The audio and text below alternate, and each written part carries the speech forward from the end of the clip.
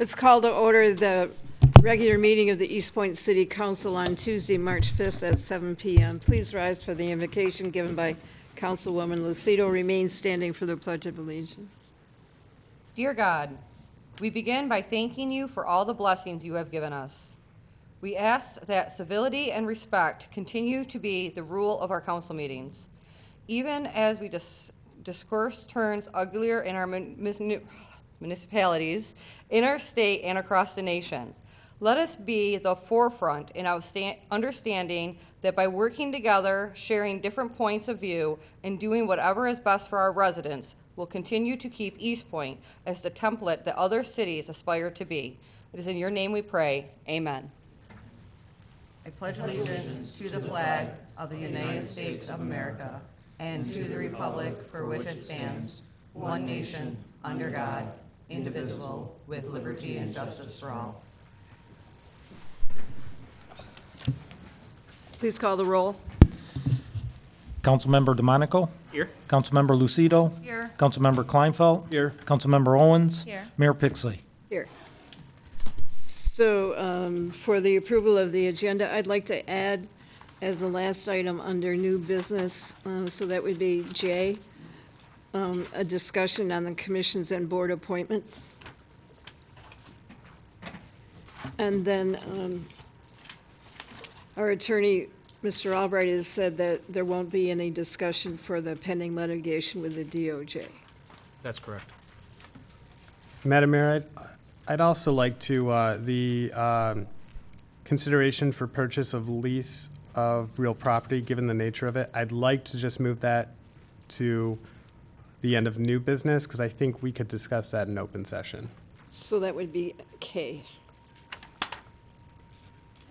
Madam Mayor, I would like to add to unfinished business to add item E to, I want a discussion on the, what was that I would talk to you about, City Manager?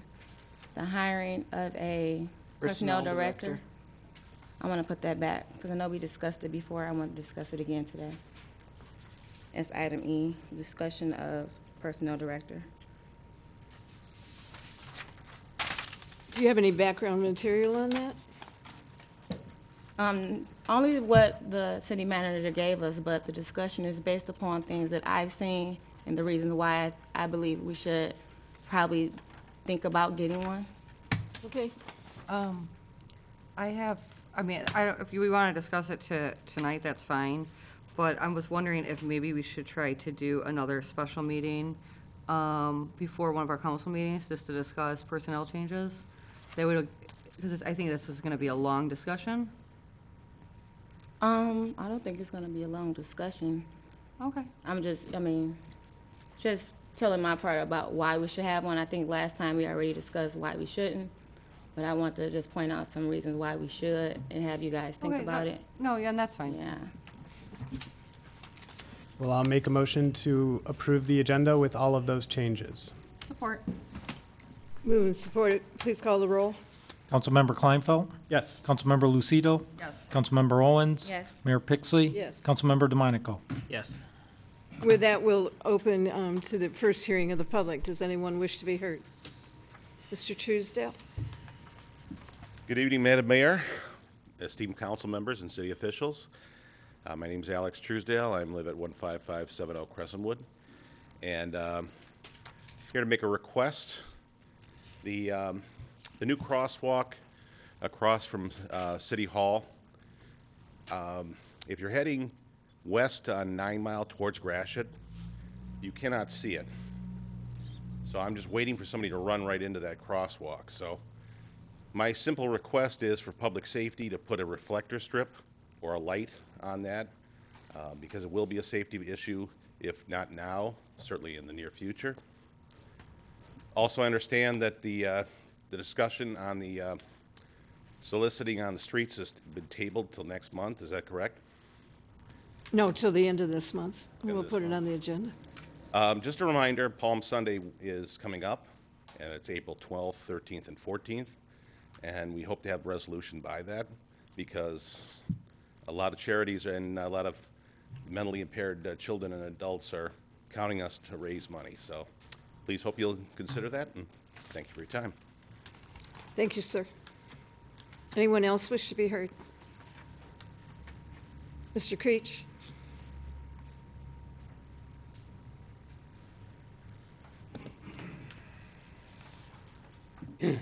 Madam Mayor, Council, I apologize for not being here the last couple of meetings, but I had a little bit of a problem. I had an operation and the medication didn't go exactly the way I wanted it to go. But I have some things, hopefully I can address them in the right way. And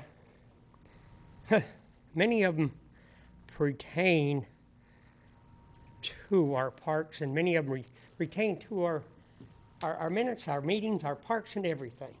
I understand that there's been a little bit of a problem of communication between some of the people and I guess the council. And as the mic, excuse me, I'm not picking on anybody, but I guess the way it comes down is the way our system is set up. Since we can only talk for X amount of time, we can only talk 2 times a month, that we have problems somewhere along the line of communication. And the communication drops down to, as I say, especially what we've got apparently coming up between our parks, our recreation, and a lot of things as far as minutes and the time and the allocation to what we've got to do with them. I stand up here and I said the same thing about it. I'd like to talk about our parks, and probably the second time I will talk about it. But this time, as I say, directly speaking to the public, to the chair, and to the committee, that we have a lot of things to get straightened up here in a short amount of time, as far as I'm concerned, with the way things are coming down. Because I know Mr. Blum probably doesn't want to hear it, the council probably doesn't want to hear it, and no one in the city wants to hear what I've got to say. But I'm at the present, like I said, the same thing about it. No matter what comes down, somebody doesn't want to hear it. Well, it's going to have to be spoken one way or the other. As to our parks, as to our city, as to a lot of things. I had a little bit of a relapse here when I went to the doctor, and certain things happened. But I'm trying to get my mind back straight. Maybe it brought it back a little bit straighter than it was before. There's a lot of things now that I say this city and people have to talk about. You have 30 seconds. Thank you. And as I say, thank you, Mayor, and I say thank you, Council, and I thank everybody. But I say there's a lot of things that I'd like to say, and as soon as I read them and get right back into it all, I'll be back to say it. Thank you, Madam Mayor, and thank you, Council. Thank you, sir. Anyone else wish to be heard at this time?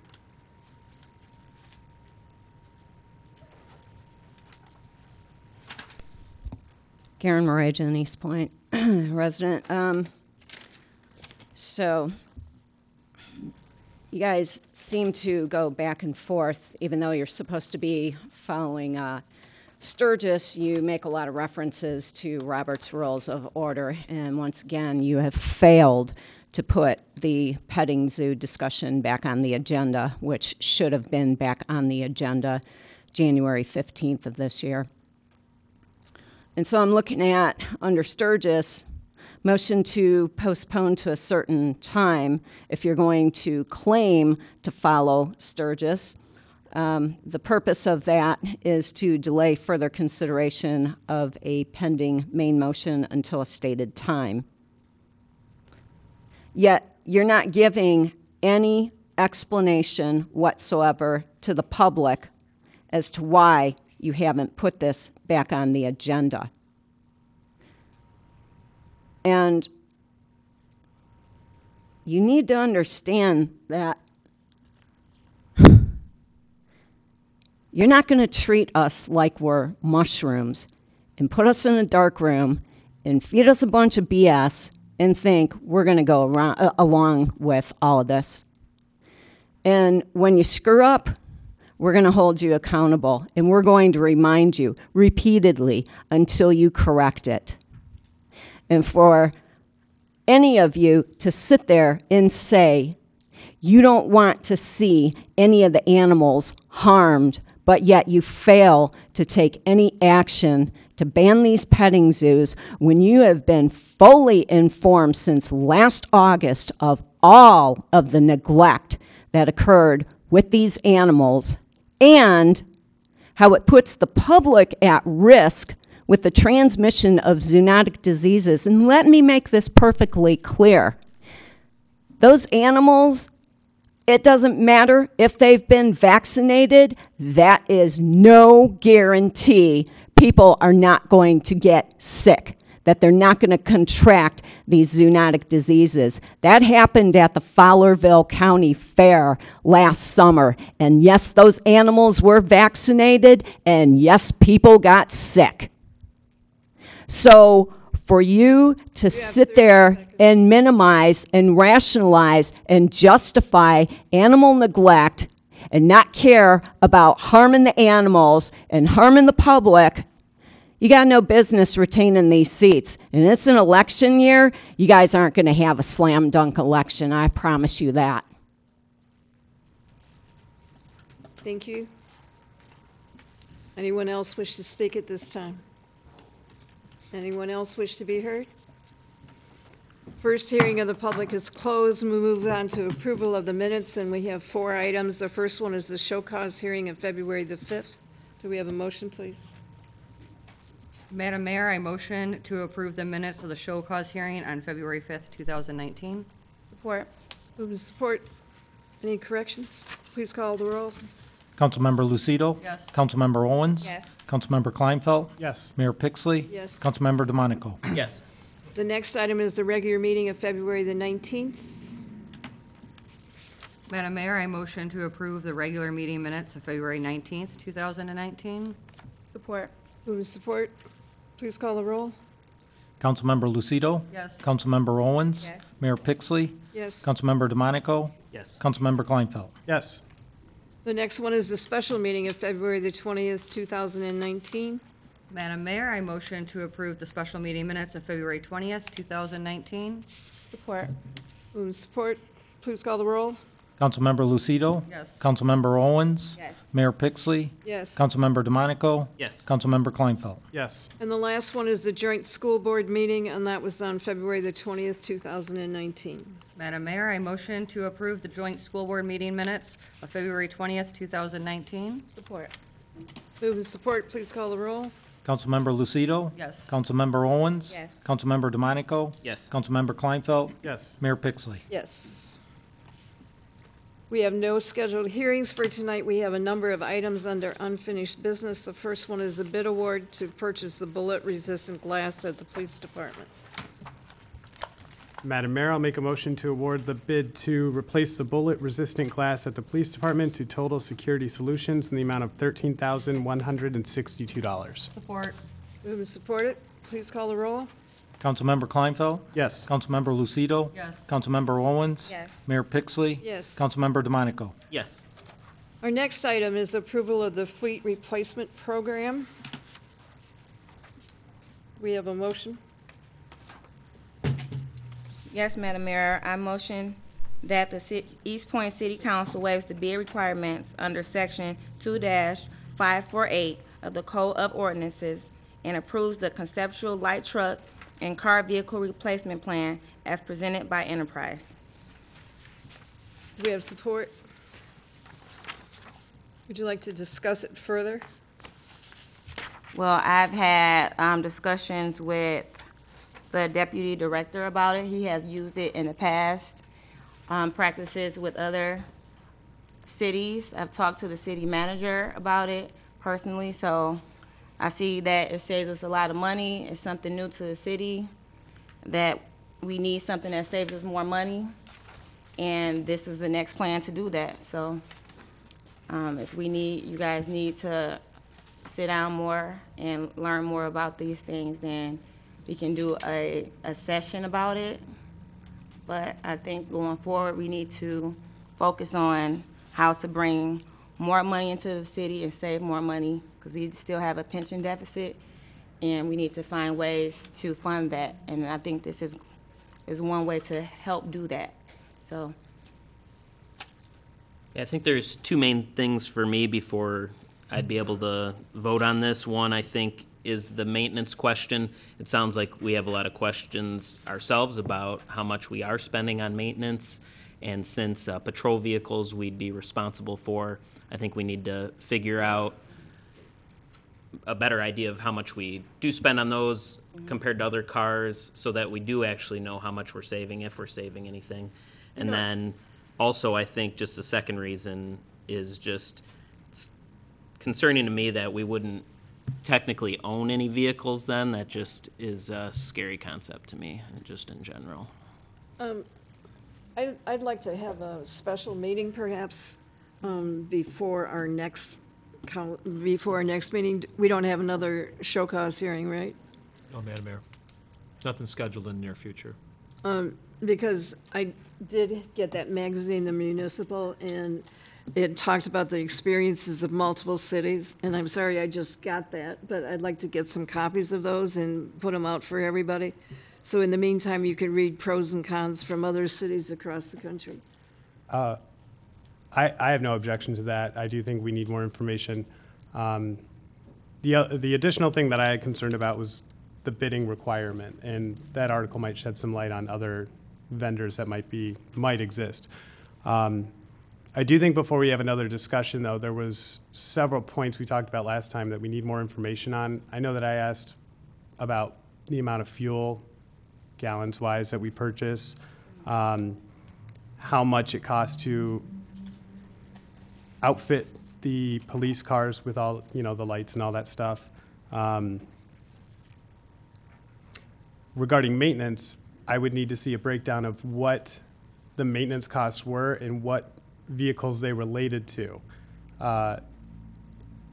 Because if it's accidents and things like that, those aren't covered by the agreement as we read through it. So just understanding how those costs exist and if they are, in fact, all mainly related to older cars, which I imagine they are. Sarah, but- I know that you had some questions. No, yeah, some of the questions I did have answered today. I met with Mr. Sabota, but he also gave me some information on like total costs of all the different vehicles. So maybe if you could provide that to the rest of council also prior to the next meeting, that'd be. And I'd also like to see the total cost of maintenance charges that we've had for our fleet during this past year.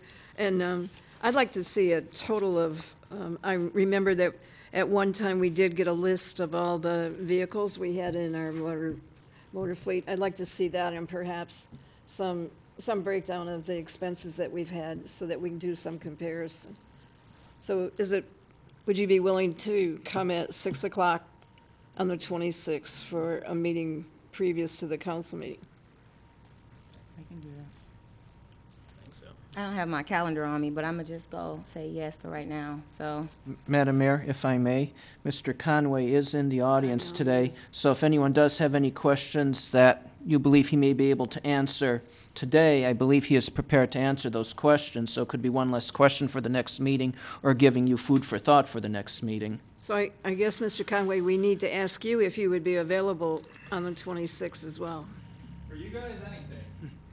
Well, you live in Eastpointe, so. Absolutely, I'm just down the road. Sorry, I'm tall.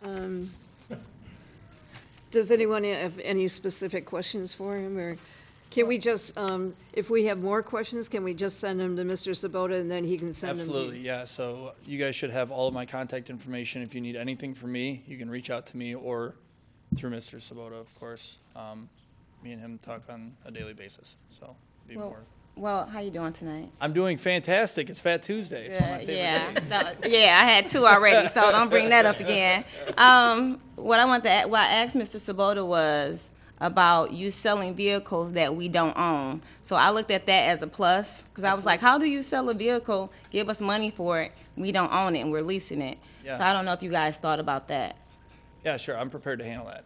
So the way that you hear the word lease and you think of a dealer lease, but really this is just considered a lease because it is a finance to a residual value, right? So instead of financing to zero, we're financing to a residual value. So you take a $25,000 vehicle and finance it down to $5,000, you're only financing $20,000 instead of $20,000 instead of $25,000. in that case, right? So it's considered a lease because you're financing to a residual. But in that, the city has a vested interest in what we resell it for, because all of the dollars above the reduced book value are equity back to the city. Does that make sense? So we have an idea of how well we'll sell your vehicles because we sell 1.5 million a year, and government space is our largest growing business space. So we have a great understanding for what a police cruiser is going to sell for. And not only that, but what you guys could sell it for as opposed to what our team could sell it for to be able to provide you a difference, right? So we have a So- great understanding of when the best time to resell it, to give you the most equity gain, and how to be conservative to always put you guys in the best position possible to be able to either get out of the lease if you need to early, or if you wanted to keep it longer, we would also be able to extend it out. So we're very flexible. So I read an article today that was based on enterprise leasing in Illinois, I believe it was. Yeah. And they said one of the advantages was the depreciation, the city could take the depreciated value. 100%, right, yeah. So in that, we have two different kinds of open-end leases. There is a capital lease where you guys can take the depreciation. There's an operating lease, which it shows up as an expense. So in the final negotiations before we sign the final contract, that's just a lease discussion on preference for what the city wants to do and how they want to depreciate that asset over the time of the lease. So in the fair amount of funds that they were able to stave were particularly related to police cars. Yes. Police patrol cars. Absolutely. But we're not including police patrol in this agreement?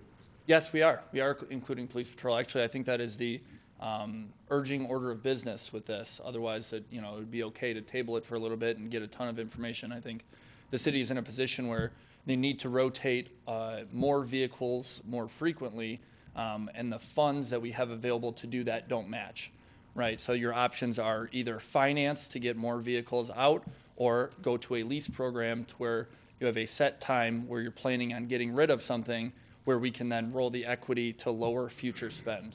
And I guess I had a question about your location, Absolutely. because you don't work with the enterprise down here on 9 Mile Road. I mean, it's the same last name, but Yeah. you're a different one, so I was just wondering where your contact was. Yeah, so my office is actually in Farmington Hills. Our corporate office for Michigan, the way the enterprise corporate office is set up is the main corporate office is in St. Louis, and each state has a corporate office that works in their own fleet management division, rent a truck division, and rent a car division. We're at Grand River and Middle Belt, right on the corner. And are there any other cities in Michigan currently using your, 27 cities currently, Okay. including the city of Detroit, city of Kalamazoo, city of Fraser, city of Ferndale, city of Flint, city of Monroe, Calhoun County, list goes on. okay. So I guess I would need a motion to table this and have a special meeting on the 26th? So move to motion, to move to the. We have a 26th. motion on the floor already. was no That second. died. There was no second. I understand, but we went into discussion, so, quickly. Okay. Just making sure. No second. Okay. Okay. So that motion fails without support. All right. You want to make a motion now? I think he just did. Okay. Did you hear that motion? We're all on the same- I got the motion. Need a second. Right, Councilmember please call Owens. the roll. Thank you. Councilmember DeMonico? Yes. Councilmember Owens? Yes. Mayor Pixley? Yes. Councilmember Lucido? Yes. Councilmember Kleinfeld? Yes. Item C is the adoption of the resolution for the charter revision. Do we have a motion for that, please? Madam Mayor, I believe the attorney was going to come back to council with an answer to a question regarding separation and follow-up of an election. Yes, I attempted to reach Mr. Ellsworth, and unfortunately, I never received a return call from the Attorney General's office. we don't have a time deadline on a question like this like we would if we were proposing a charter amendment. So we've got some time, so if it takes a while, I'm not worried, and council shouldn't be either, if you really want to move forward with this idea. Yeah, well, you could move ahead tonight on this issue, and then an answer to that question can be arrived at a later date. Where council could choose to postpone until they actually do receive an answer. Yeah, I will keep trying with the Attorney General's office. Do we have a motion? Personally, I'd rather get that information to know what our options are before doing this, so I'd be happy to let this item die and put it back on the agenda once we have more information. I'll attempt to reach him tomorrow again. Did I just hear a motion to postpone until we receive an answer from the Attorney General?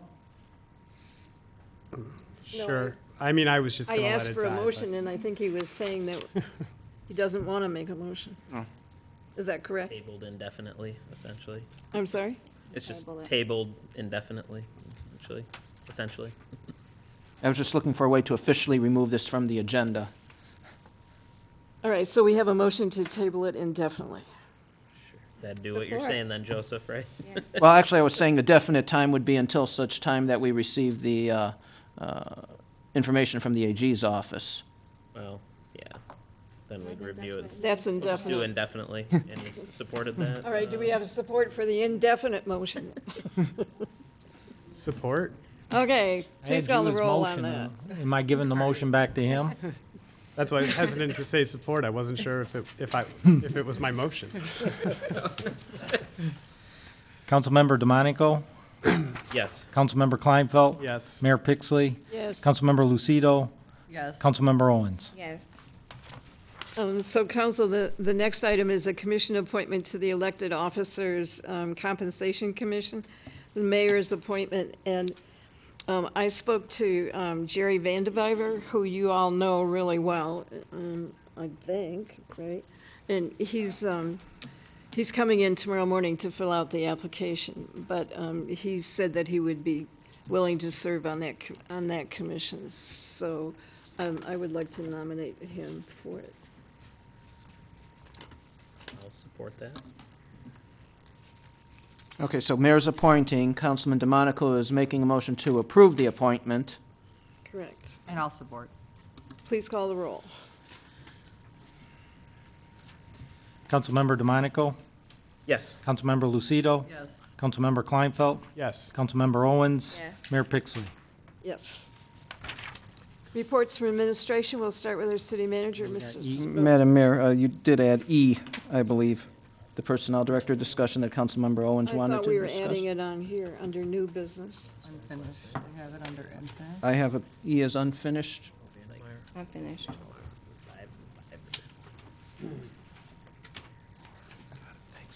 Why is it unfinished?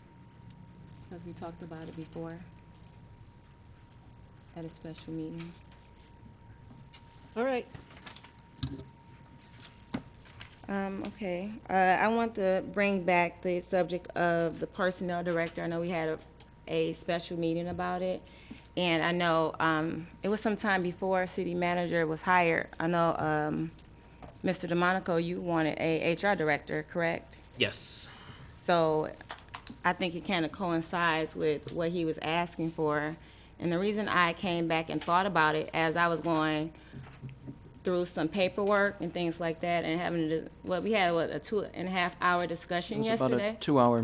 Yeah, and so it was a lot of things, even in the paperwork that he gives us weekly, that he couldn't completely he wasn't knowledgeable about it, but he couldn't get to it because of he was doing personnel work.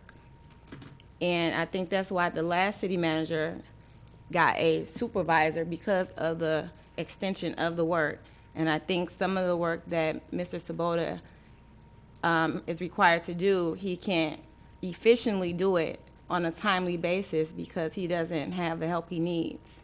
So I just want you guys to think about what a personnel director does, and you know, before he came and mentioned it, it was something that you thought would be a good thing, because just say, for instance, an employee has a problem with the city manager, like you said before, they can have that middle person that they can talk to about what's going on.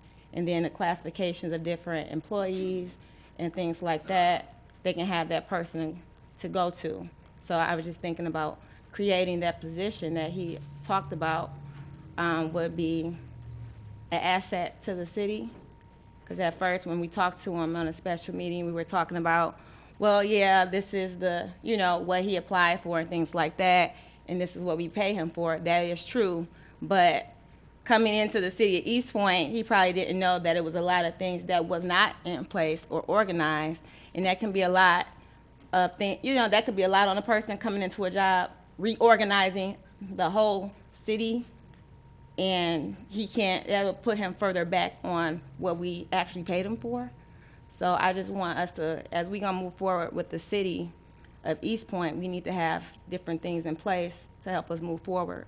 And I think this is one thing that I finally agreed with, because it was like, I'm sitting into a 2-hour meeting, and he can't get to certain things, or he's not making certain meetings because he's trying to do personnel work.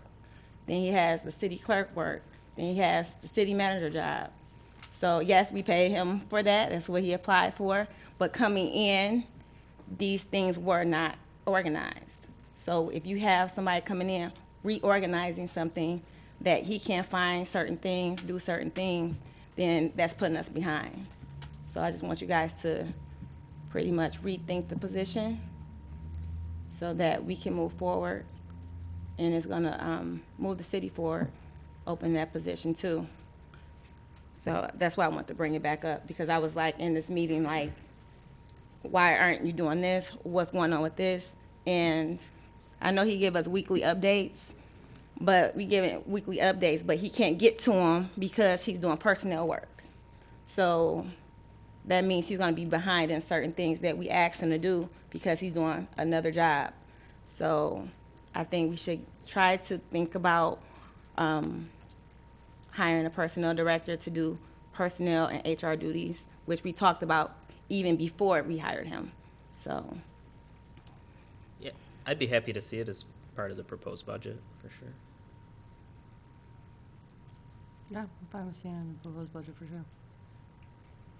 I appreciate the reconsideration in terms of potentially including it in the budget, and that's something that I can do, because I'm confident of finding appropriate funding.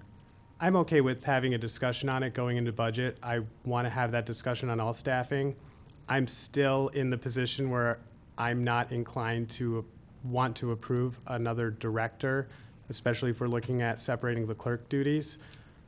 That said, I'm willing to have the discussion, but I wanted to be clear on that. I thought a couple of points you made, Ms. Owens, were key to some of my concerns, which is you mentioned some of the reorganization that's been happening.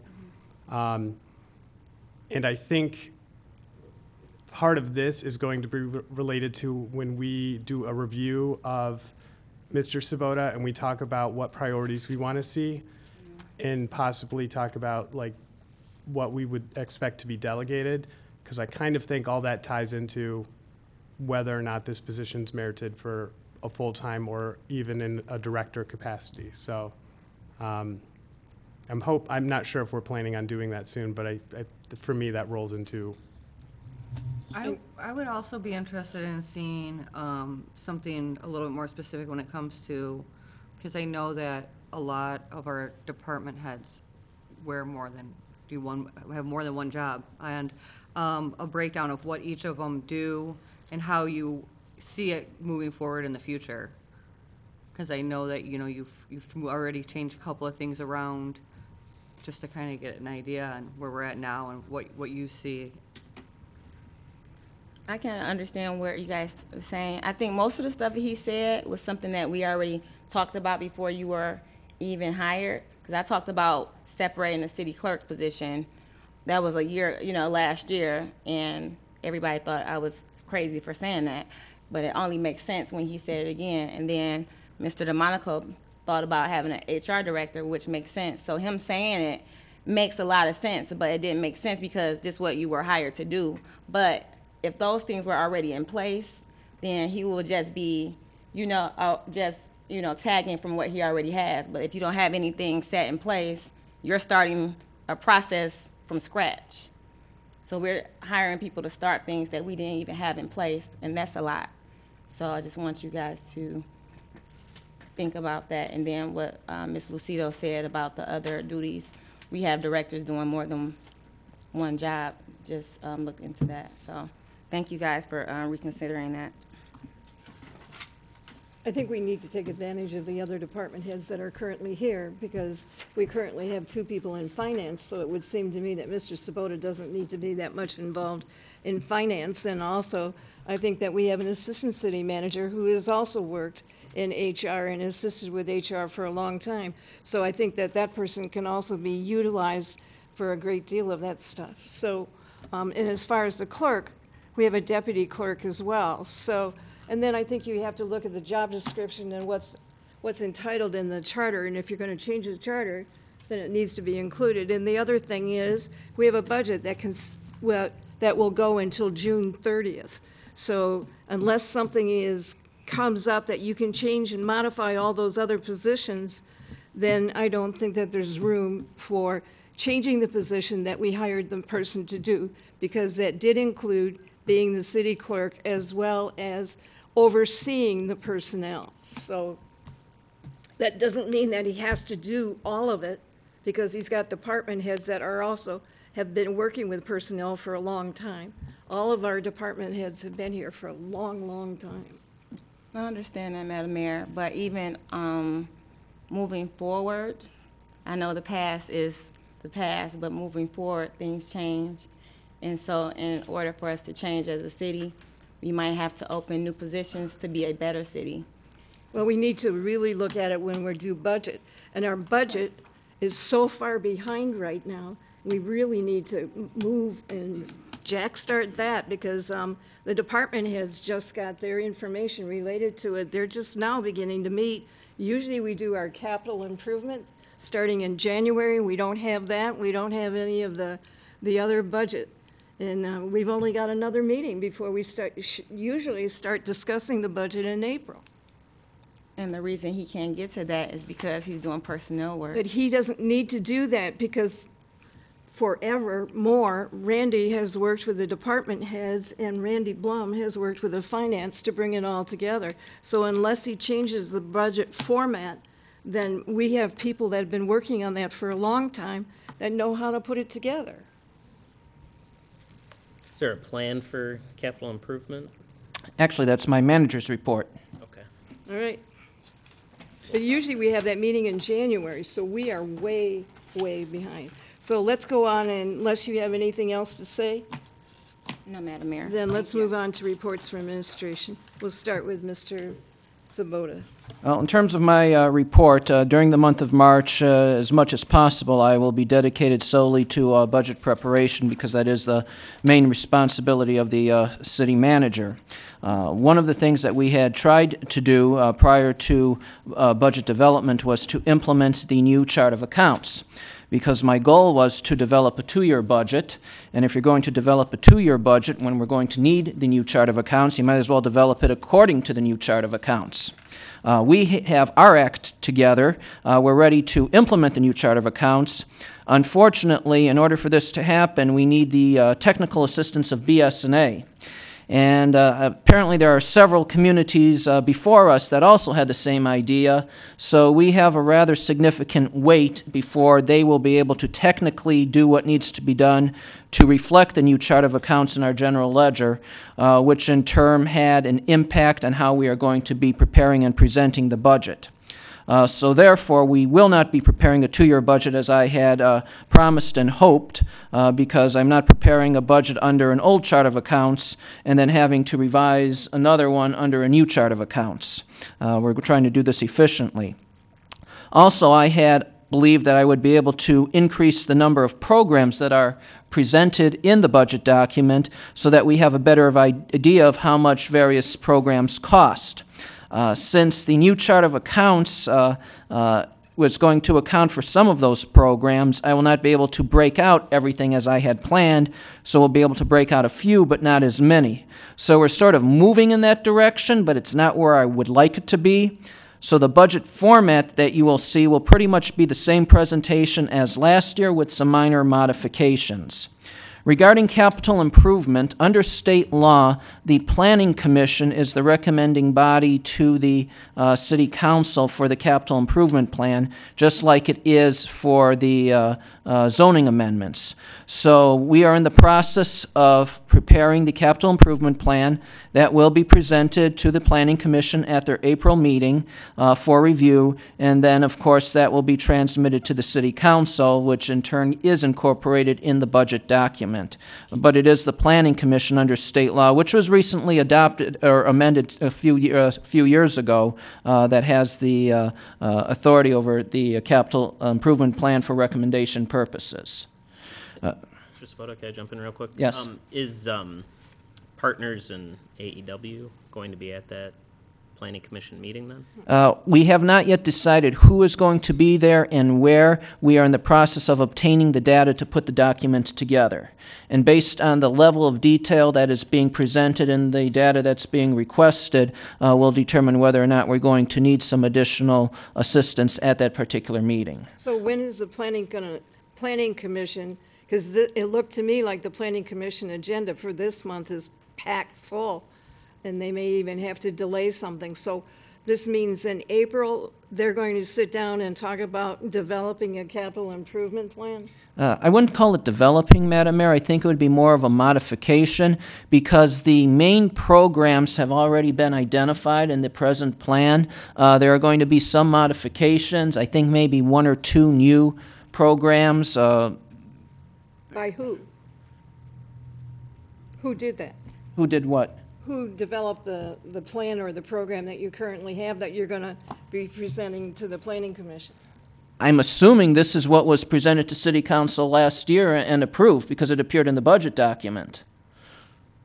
So, Would you mind providing that state law? I'd like to take a look at it because switching gears and putting the CIP plan in front of planning, I just want to review why we'd be making that change. okay, I'm sorry, I was assuming the city operated under that particular process in the past, so I was continuing. So I can provide a copy of that law. I think To the all of us? Yes. Planning Commission, I think, yeah, will be pretty surprised to have that discussion, I believe. Let's see here. And then the other item I wanted to discuss, because we're in the middle of budget preparation, is animal control services. We need to include in the budget the level of service that the City Council is looking for the residents. Is council looking for service essentially 40 hours a week, where when a call is made, there will be a response? Or is City Council looking for service essentially 40 hours a week, where a call is made and there may be a response when a person is available? So those are the two types of options. Do we want to have a dedicated person to the city operating animal control, or do you want to have an on-call person for animal control? So I have to ask, wasn't the animal control officer a full-time officer in the last budget? No, it was contracted for Macomb County. So we didn't have a single bit of money in that budget for animal control? Is that right? No, we do have it for the service, not for the person. And based on previous discussions, wasn't ready to be implementing positions that council had not approved in the budget. Because we have had a full-time animal control in the past. I think it's still on our pay grade scale. It's still on the pay grade scale, correct, but the position technically has been abandoned in terms of a budget designation.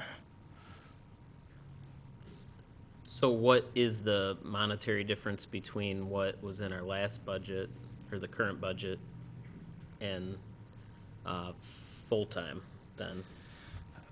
I'm still pulling together the final numbers. However, based on my reading, we are essentially at a wash between what the county would be charging and what the city would be paying, assuming scenarios remain the same. There is one provision that the county wanted to charge us for, which I believe was a service they were already providing for us. So if that is confirmed, then it is very clear that we can go either direction, and then you get into the indirect costs. But on a direct cost-to-cost basis, we're looking within a couple $1,000s. I really don't want to look at this in terms of comparing to the county, because the numbers they have set are sort of arbitrary and not equitable. I still don't think that that's going to, I think there's going to be some changes at the county level on how that gets, or at least I'm hoping there will be. I would like to explore, because I know that the amount that they were proposing to charge us is probably what Roseville and St. Clair Shores are looking at coming down the line. They pay about 80. I'm imagining if they're saying to us it's going to be 130, that when their contract's up, they're going to say that too. So I think it'd be worth having conversations with those cities to see, because we could probably build a pretty fantastic program if we were able to combine with those cities for less than it cost to actually go with the county at this point, with what we were proposed last time. So That's a third possibility that I hadn't been considering. But I think what I'm hearing is council wants to have what I would call dedicated animal control rather than on-call animal control. And the on-call animal control is essentially what the county would be promising if they would be providing the services for free, as the state. Not for free. No, as for free as the state law requires the county to do. They would not be willing to dedicate a person here if they were not getting paid for it and just following the state law. But they do have a charter that was changed, so I believe that their charter does provide, right? Because well, what their charter does is it prohibits them from providing services to any municipalities without charging if it's not provided to the whole county, which is currently being violated. But so I do want to clarify the on-call versus dedicated officer thing. I don't necessarily think with the county we would need someone in Eastpointe all the time. The way they provide services is you call, they show up, you know. It's like saying we have our police officers and then dedicating one to go stand in a park. He just goes to everywhere in Eastpointe. So I do think part-time, what we have now, is not what we want going forward, but what the solution looks like, I think, we don't know what that'll be yet. My preference is the animal control that we have now is probably some of the best that we've had. And I think if we weren't to keep an animal control on a full-time basis, our residents would be really quite upset. I think going forward, in my opinion, I would like to have a full-time one. I do like Mike's idea of maybe combining with other cities, but I think we can start out right now with a full-time officer and then still have that discussion with the surrounding cities at a later date if it does seem like it'll work, because obviously they'll be looking to hire some at that time also, so. It's a solid idea. I don't have a problem moving ahead and doing the official posting for a full-time position, not hearing any objection from council, because the money's in the budget one way or the other. In the current budget. Do we have to post? Yes, under civil service rules, we have a 30-day notice for posting, and then after posting, you have 10 days that the applicant must have before they can take an exam. So it's a 40-day testing, posting process, then however long it takes to get the exams back. So we're probably looking at a good 60 to 75 days in order for us to hire someone. In the meantime, can we, we currently have a part-time. Yes, we currently have a full-time, part-time animal control, correct. So we'd have at least one applicant, I'm thinking. That's what I'm assuming. All right. I don't have any objections to having that posting prepared and released as soon as possible, as long as council doesn't. And then we can explore various options on a going forward basis. I agree with that. I agree. And that is my short report for this evening. Thank you. And maybe I should probably remind everyone that we do have a planning commission meeting this coming Thursday. I have a relatively small request I would like to make, if other council members agree. I'd like us to number our ordinances or resolutions as they come up. I thought they were. I think that's changed recently, and I would prefer them, I think it's clear if someone wants to come to the hearing of the public and say, I want to speak to resolution number whatever, I would just like to see that come back. We'll come up with a numbering system. All right, let's move on to our finance director, Mr. Blum. Yes, Madam Mayor and Council. Earlier today, I sent out an email that had a financial report for the month of October and an investment report through December 31st. I would encourage all council to review it. Have any comments, any feedback from it, I would appreciate it. It's actually a requirement under the charter that there be a monthly financial report. I've been here 17 years, and there's never been a monthly financial report that came out of the finance department. So we are trying to get back into kind of the swing of things. I know there's a couple of July, August, September reports that came out. The October one is a first round, if you will, of a more formalized process. I'd like some feedback before I move on to November, and we'll just try to make it a little more formal going forward, a more consistent basis of what the report's going to look like. The investment report is required quarterly. That again has been very sporadic. In fact, I believe the last time council got one was probably 2014. It's been a while. Yeah, it's been a while. Well, I think you summarize it rather than putting the details of all Yeah. of them.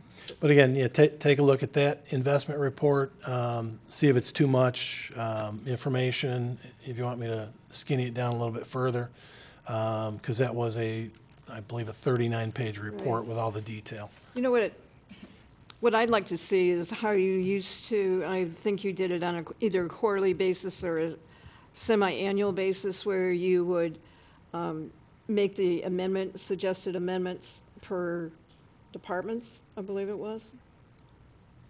A budget amendment? Mm-hmm. There's generally a mid-year and then one in June before the end of the year. So we haven't seen one for mid-year. We don't have a need for one.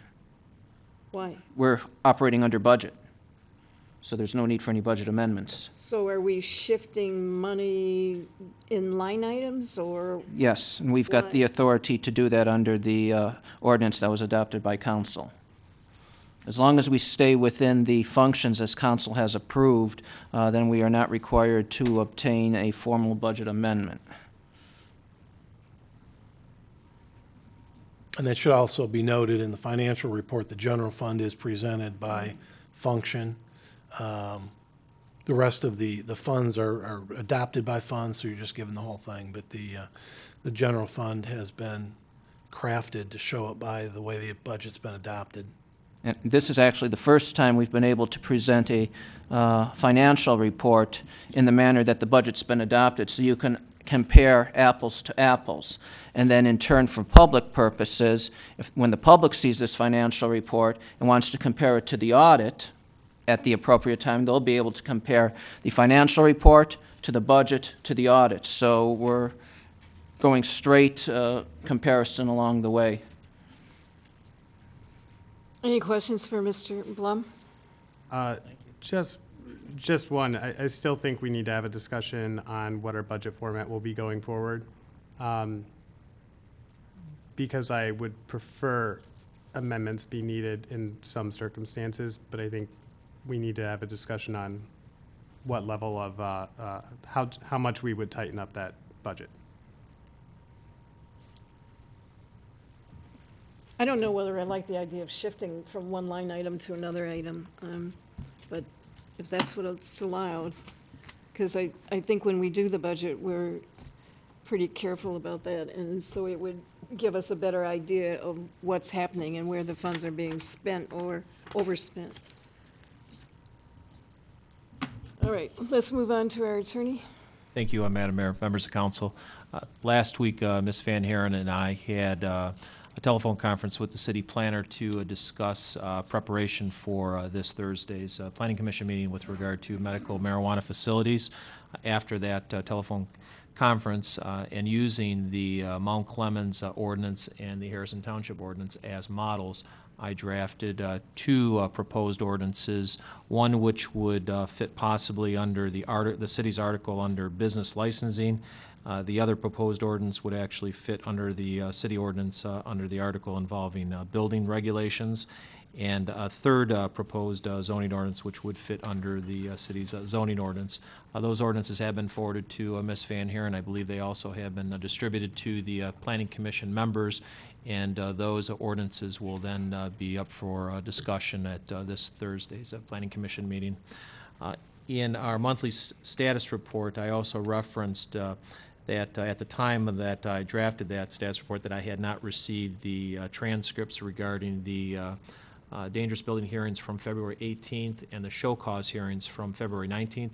Those did arrive yesterday via email.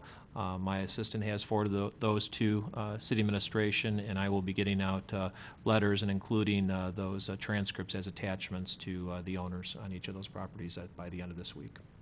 So that's all I had, Madam Mayor. I'm happy to answer any questions. So, Council, would you like a copy of those, what was sent to the Planning Commission? Would you like Mr. Albright to also send them to? Yes, I would like. Sure. Yeah. I heard you.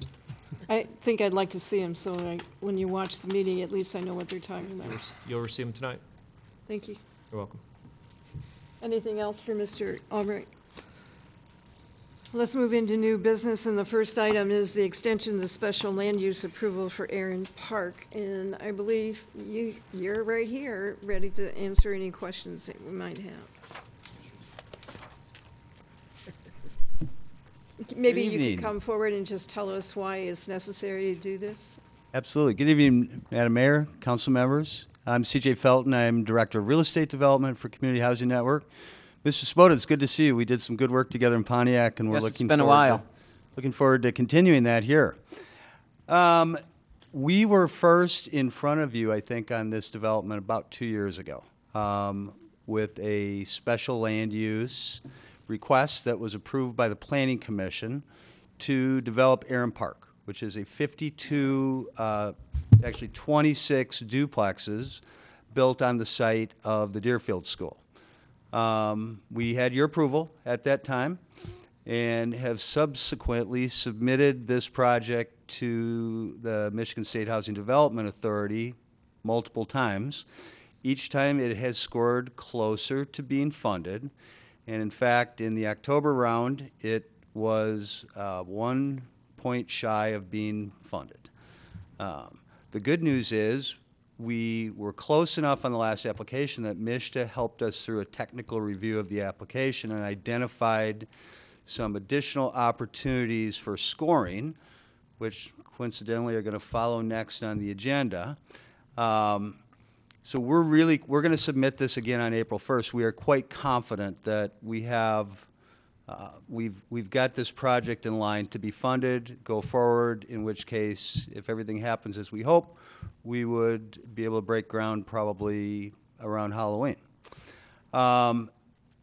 Technically, we could submit the application in April with the current extended year extension we got last year. However, that would mean we would need to come back after the application is submitted and before it's been approved, and we just felt it was the right thing to do to get in front of you now and see if we could get your approval to extend it for 1 additional year. We actually do not intend to submit this project again in its current format if we're not successful on this attempt. However, we've done a lot of work. We've spent 6 figures to this point to get this ready to go. We would not keep investing in it if we didn't think it was something that was going to be successful and had every chance of approval. So I can answer any questions that you have. the funding agency is now MISTA instead of HUD? It was always MISTA. It's actually low-income housing tax credit financing. Correct. It's the same program that we use to build Grafton townhomes over on 9 Mile. It's highly competitive. There will be, there's 2 rounds a year, there are typically 40 to 50 applications, and they might end up funding, there's enough credit to fund 12 to 14 developments around the entire state. But we think we're there. Madam Mayor, if I could add a little bit of information to the 2 items to follow on the agenda. There have been some proposed changes to the documents that were presented to council in your agenda packet.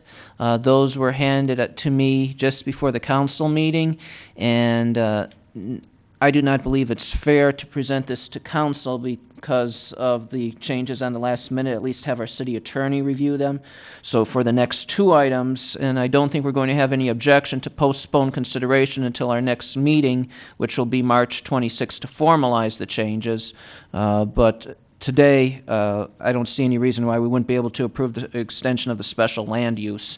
And let's have the city attorney review the other changes, and then we'll present those to council for the next meeting. No objections, Mr. Felton, I'm assuming? No, and just as a way of explanation on those 2 items, MISTA came back to us in mid-December and said they had a problem with one small piece of the pilot ordinance, which is actually, the correction to that is in your packet tonight. Subsequent, and then the second item up was just to authorize the city manager to sign the municipal services agreement, because somehow 2 years ago that document never got signed when Mr. Duchesne was still here, and it just escaped everybody's attention that had happened. Subsequent to that, MISTA reviewed the pilot ordinance and the municipal services agreement again last week and came back on Friday and said that they had some additional changes, which is why what we're asking for is not what you have in your packet tonight. And I agree, we don't want you to, we want this to be right, and as long as we can get it back on the agenda for the 26th, we're comfortable with that. All right, so can we have a motion, please, for the correction of the text in ordinance number 1135? Actually, Mayor, no, it would be the extension of the special land use approval first. You skipped ahead one.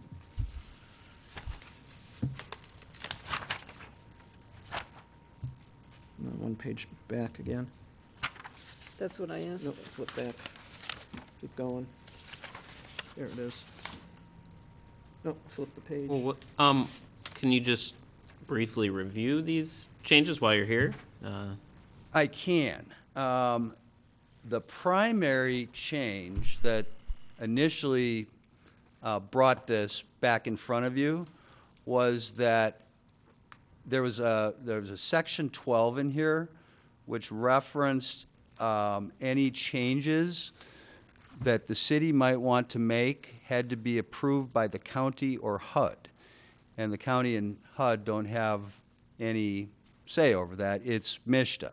So MISTA was asking that to be removed and just have stated MISTA. I meant the ones from Friday. Excuse me? The ones you haven't seen? Yes.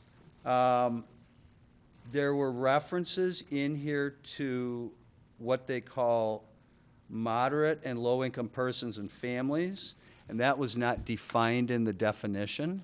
Okay. In the definitions above.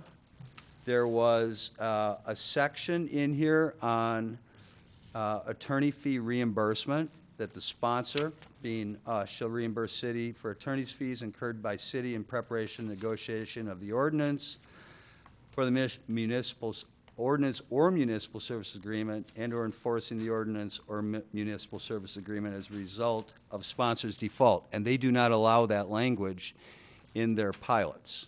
Okay. And the fact of the matter is, the operating agreement really prevents that from happening, because Community Housing Network is guaranteeing that the entity that actually owns and manages pays their bills, and if not, Community Housing Network has to pay the bill. So it really would be very difficult for it to end up in default, but they won't allow that language.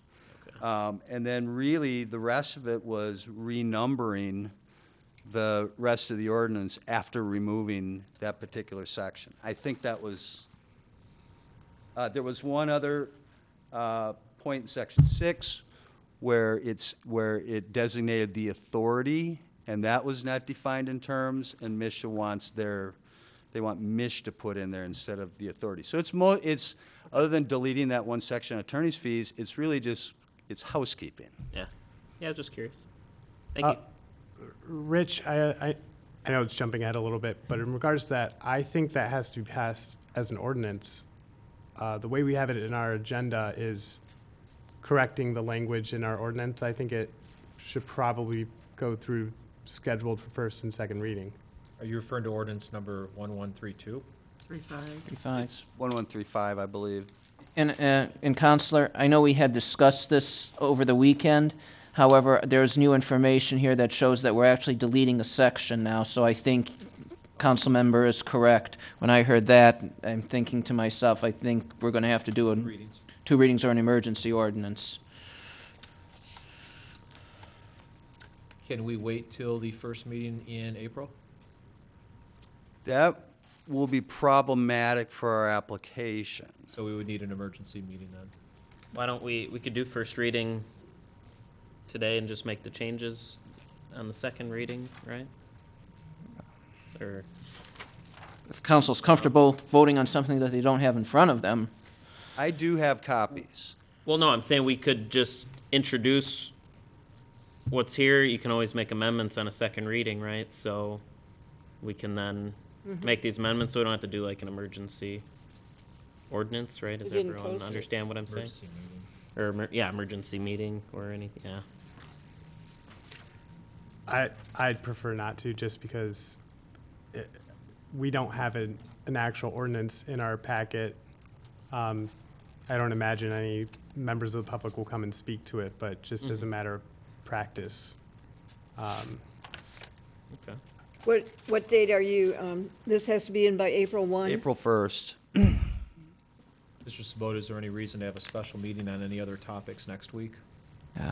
I don't have one, although we do have an emergency ordinance provision where council can vote on and adopt an ordinance at the same meeting. That's per charter. Per charter, that can be done. So we could do it at the meeting scheduled on the 26th. It's introduced and adopted. If the council's comfortable with that. If I could just interrupt for a moment, excuse me. We do have the ordinance in the agenda tonight, and it was on the agenda for tonight for the revision. But the one section was deleted, and that was not in our packet. That was not in the packet. We just had a correction, but the section that was deleted did not appear. Okay. All right, so you couldn't do a first reading tonight? Sounds like we have to have a special meeting real quick. Or Like- we could go and use the emergency power contained in the charter.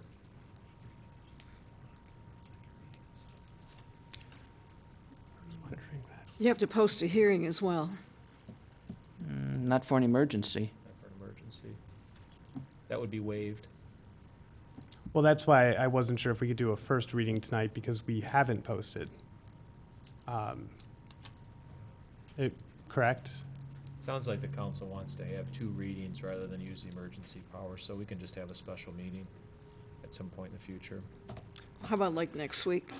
Next Tuesday and then the following Tuesday as well? That's why I'd asked Mr. Sabota if there was any other topics that we could use a special meeting for. Is there a requirement of a certain amount of time between first and second reading? So theoretically, we have a meeting at 6 o'clock and a meeting at 7.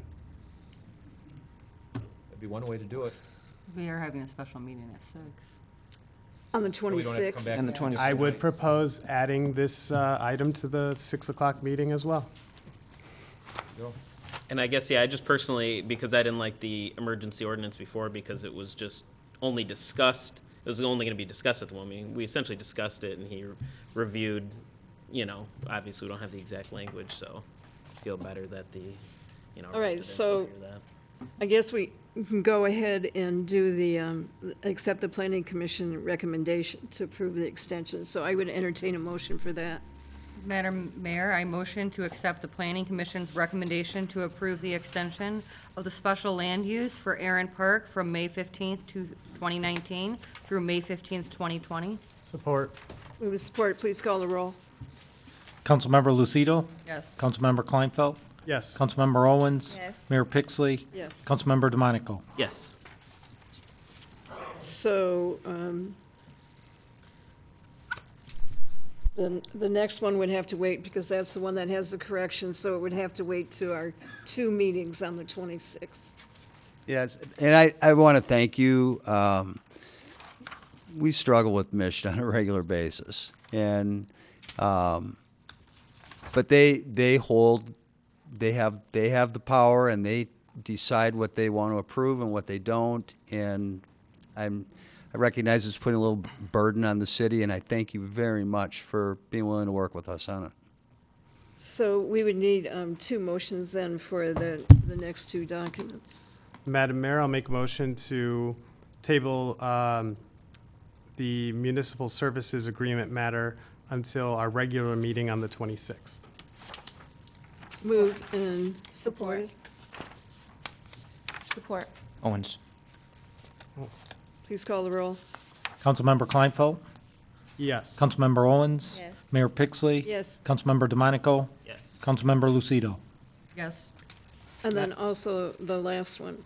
Yeah, I apologize. I should have said this one first. I'll make a motion to table a reading for ordinance one, or the matter relating to ordinance number 1135 until our special meeting at 6 o'clock on the 26th.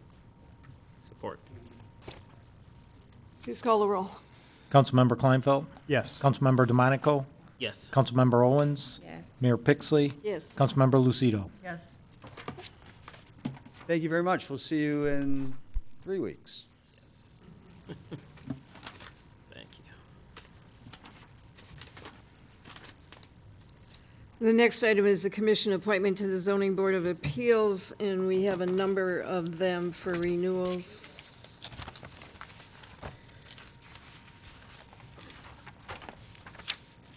So I entertain a motion, please.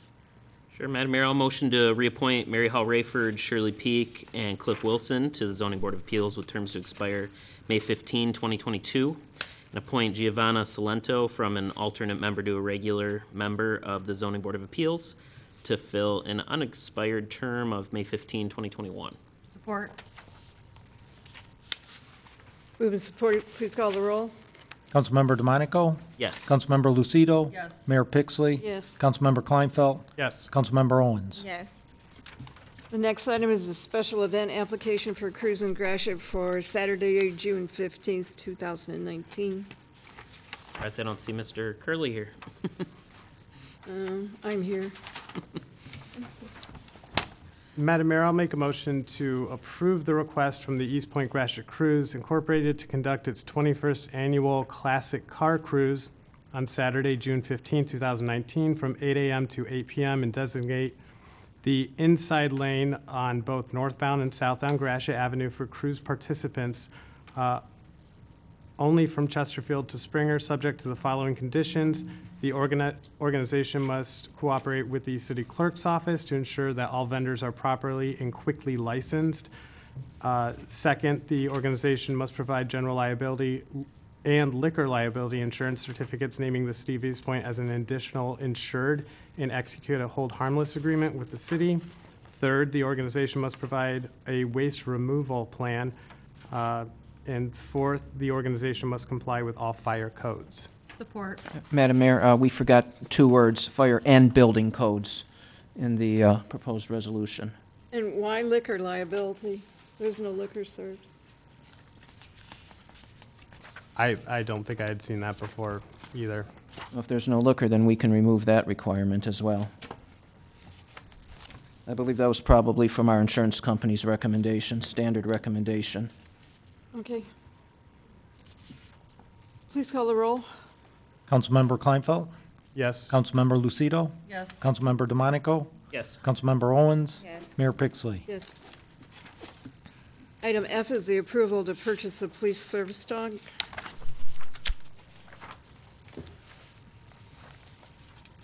We have a motion, please? Madam Mayor, I'll make a motion that the city waive the bid requirements under section 2-548 of the Code of Ordinances and approve estimate number 3800 dated February 22nd, 2019 from Shallow Creek Kennels Incorporated in the amount of $8,000. Support. Move and support. Any questions? Anything Mr. Sabota or Mr. Rohib wants to say either? He's hiding over there. Hey, you're quiet. I think we're going to be very thankful that we'll have an additional member of our department that comes at a much lower cost than most of our officers, but will provide the same level of service and also companionship to one of our officers as well. It's good to bring back K-9 to Eastpointe. Yes, we're all excited. We're ready to go. All right, please call the roll. Councilmember Kleinfeld? Yes. Councilmember Lucido? Yes. Councilmember Owens? Yes. Mayor Pixley? Yes. Councilmember DeMonico? Yes. Our next item is to correct the appointment to the Rare Board of Directors. Madam Mayor, the Eastpointe City Council appoints Mr. Daniel Hogan to the Rare Board of Directors to a 3-year term beginning January 1st, 2019 and ending December 31st, 2021. Support. Move and support. Please call the roll. Councilmember Lucido? Yes. Councilmember Owens? Yes. Councilmember Kleinfeld? Yes. Mayor Pixley? Yes. Councilmember DeMonico? Yes. Item H is Special Assessors Board of Review. And this is where I had some discussion, some questions. Okay. Yes, this is one of those, I'm going to call it archaic provisions of the city charter, where the special assessment process is very detailed, extremely detailed, even to the extent of what the wording of the notice is. And before we can send the notice, we have to have city council set a meeting that says that the Special Assessors Board of Review and the city council will meet together as one to review the role that council is then going to be asked to levy. So this is, I guess you can call it a 1929 law that we're still following. Good questions, Madam Mayor, you said? Do I have any questions about it? I thought you said you did. I would entertain a motion to approve this meeting. Is that what you want? Authorizes the notice to be published and distributed, and at the same time, you are essentially setting the meeting by placing whatever is in the notice in the notice. We're going to do this on the 26th, too? Yes, that will be during the regular council meeting as an agenda item. All right, can we get a motion? Sure. Madam Mayor, I'll motion then that the Eastpointe City Council authorize the following notice to be published and distributed in accordance with Chapter 16 of the city charter. Notice of special assessment. Notice is hereby given that the special assessment sidewalk roll number 181 heretofore made by the Board of Special Assessors for the purpose of defraying the cost of the sidewalk and or driveway approach installation in front of or adjacent to property described on the rolls now in file in the office of the city clerk for public inspection. Notice is also hereby given that the City Council and the Board of Special Assessors of the City of Eastpointe will meet at Eastpointe City Hall, 23200 Gratiot in said city on Tuesday, 26th day of March, 2019 at 7 p.m. to review said assessment, at which time and place opportunity will be given to all persons interested to be heard. Support. Move to support. Please call the roll. Councilmember DeMonico? Yes. Councilmember Owens? Yes. Mayor Pixley? Yes. Councilmember Lucido? Yes. Councilmember Kleinfeld? Yes. I was practicing for March's reading month. Item I is the approval of the Realtor for the tax reversion property on Kelly Road. Madam Mayor, I motion to engage the services of Real Estate Professional Services to sell the former Christ Baptist Church property located at 21439 Kelly Road. We have support. Please call the roll. Councilmember Lucido? Yes. Councilmember Kleinfeld? Yes. Mayor Pixley? Yes. Councilmember DeMonico? Yes. Councilmember Owens? I wanted to, Madam Mayor, if you don't mind, if I discuss how we're selling this property. I'm sorry? We're selling this property, the church property. Did we have a buyer, or how is that going? He's put all the comparables in here, all the different buildings that have sold nearby and what the price is, and then he said his price, so it's here.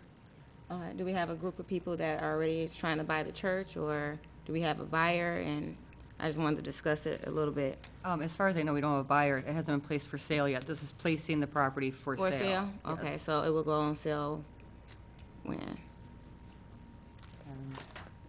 Probably as soon as we approve this. I mean, Mr.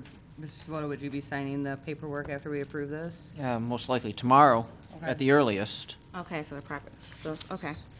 So it was a little confusing for sure when I read this, and if I understand this correctly, we're putting it for sale. Our agent gets a 6% commission. They'd split with the agent that buys it with them, or they'd reduce it by 1% to 5% if they find someone themselves to buy the church. And this person specializes in churches, from what I understand. So, I How think. do we find the realtor? Is it someone that works for the city of Eastpointe? How do we find the realtor? Yeah. I'm going to answer this. Yeah, the Tax Reversion Committee has been meeting, looking at alternatives on the realtors for all the properties. Our assessor, Jeff Edwards, actually is the one that located this particular company that specializes in churches, and that's all they sell is church buildings. And we brought the individual in, had an interview process with them, and the committee has determined that's who they wanted to recommend to council. Okay. Well, Councilwoman owns one thing. I reached out to my realtor that I bought my house through, and without giving him any info, I was like curious, is 6%, or I didn't say the percent, I said what percent's typically a good deal, because it comes out to a decent chunk of money. But without even giving him a heads up on what it said, he comes back and says 9 out of 10 times it's 6%. I'm like, okay, well, that is what our contract says. Or 5%, if we Or 5, yes. get lucky, we can save. And they do 50,000. work with a lot of groups that are looking for churches or selling churches, so they may find the match without even, doing much advertising. But they handle all the marketing, advertising, listing, all of that. And he has sold previous about 8 churches in the city, I believe. Yes, actually sold this church to the church that defaulted. So what I think is interesting is 16435 is our 8 Mile Road. That's our former community center, correct? Oh, Yeah, he sold that Oh, is that- to the city of Eastpointe. Yeah, it's gone up Yeah. 140,000. So I guess another question is, do we need a realtor to sell it, or we can just have, because we always have had, that I've known, correct me if I'm wrong, people that have contacted you, investors personally, and said, I want to buy this, and we don't even owe a realtor a percentage. We just keep all the money. Can a church just contact you and say, I got the money, and give you, because we did it before. If I may, I just want to do a point of order. Discussion doesn't occur during roll call. Could we finish the vote and then have a discussion? For me, I'm just missing one. Well, usually, I guess before we finish voting, we discussed it. It wasn't asked, so. But I know I'll we support went it, into though. it quickly, but Okay, support. Thank you. You gonna call the roll? Yeah. All right. so, and I'm sorry, I think you were about to answer possibly. Well, right, I mean, we have put our tax reversion properties out for bid as a package to investors, but it's always been residential. We haven't had churches and commercial in the mix. The council didn't want to sell them as a bundle. They wanted to try to sell them individually, improve them and then market them at a higher, rate, but also fix them up in the process. And that's where the Tax Reversion Committee came about. Could the city try to sell this on our own? Sure, but I mean, we can't list it on the MLS, MSL, whatever the real estate listing is. We wouldn't have access to be able to list it anywhere. We'd have to basically put it up as a advertisement, an auction or something like that. The only reason we sold a previous commercial through an auction is there was an IRS auction going on, and they let us tag onto it when we sold the auto shop on 9 Mile. But generally, we would engage a realtor, and even when we sold the residential properties individually, previously, they were sold by a realtor. I guess like someone's watching us right now and say, you know what, I'm gonna come up here tomorrow and I'm gonna pay you cash. Can they do that? Not now. Yeah, not now. Not right now, but tomorrow. No. No, you just approved a realtor, so they'd have to go through the realtor as of now. That's why I want to discuss it first. Yeah. That's okay. Because I'm trying to see if we can save money with someone just coming and buying. Right. Than paying a realtor a certain amount, because they're gonna get a nice amount of money that we could have kept. That was the whole thing. Okay.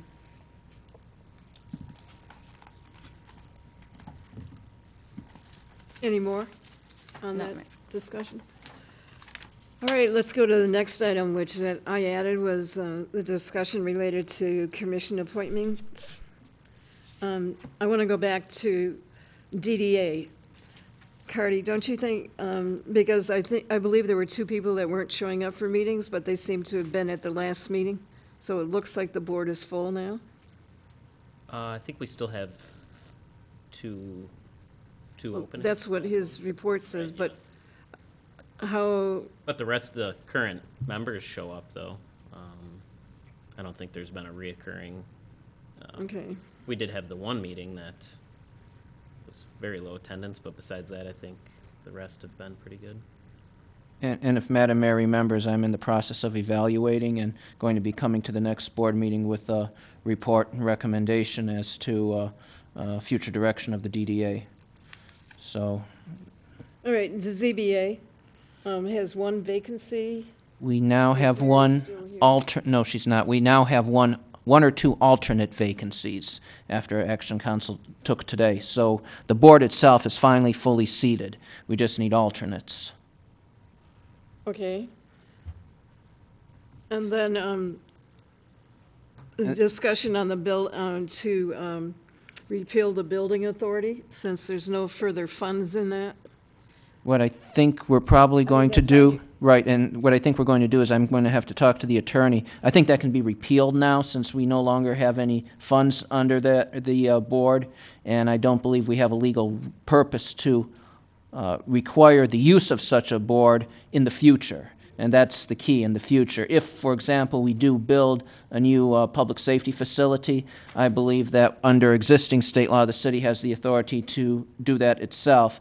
A building authority is something back from the 70s when there were different legal requirements.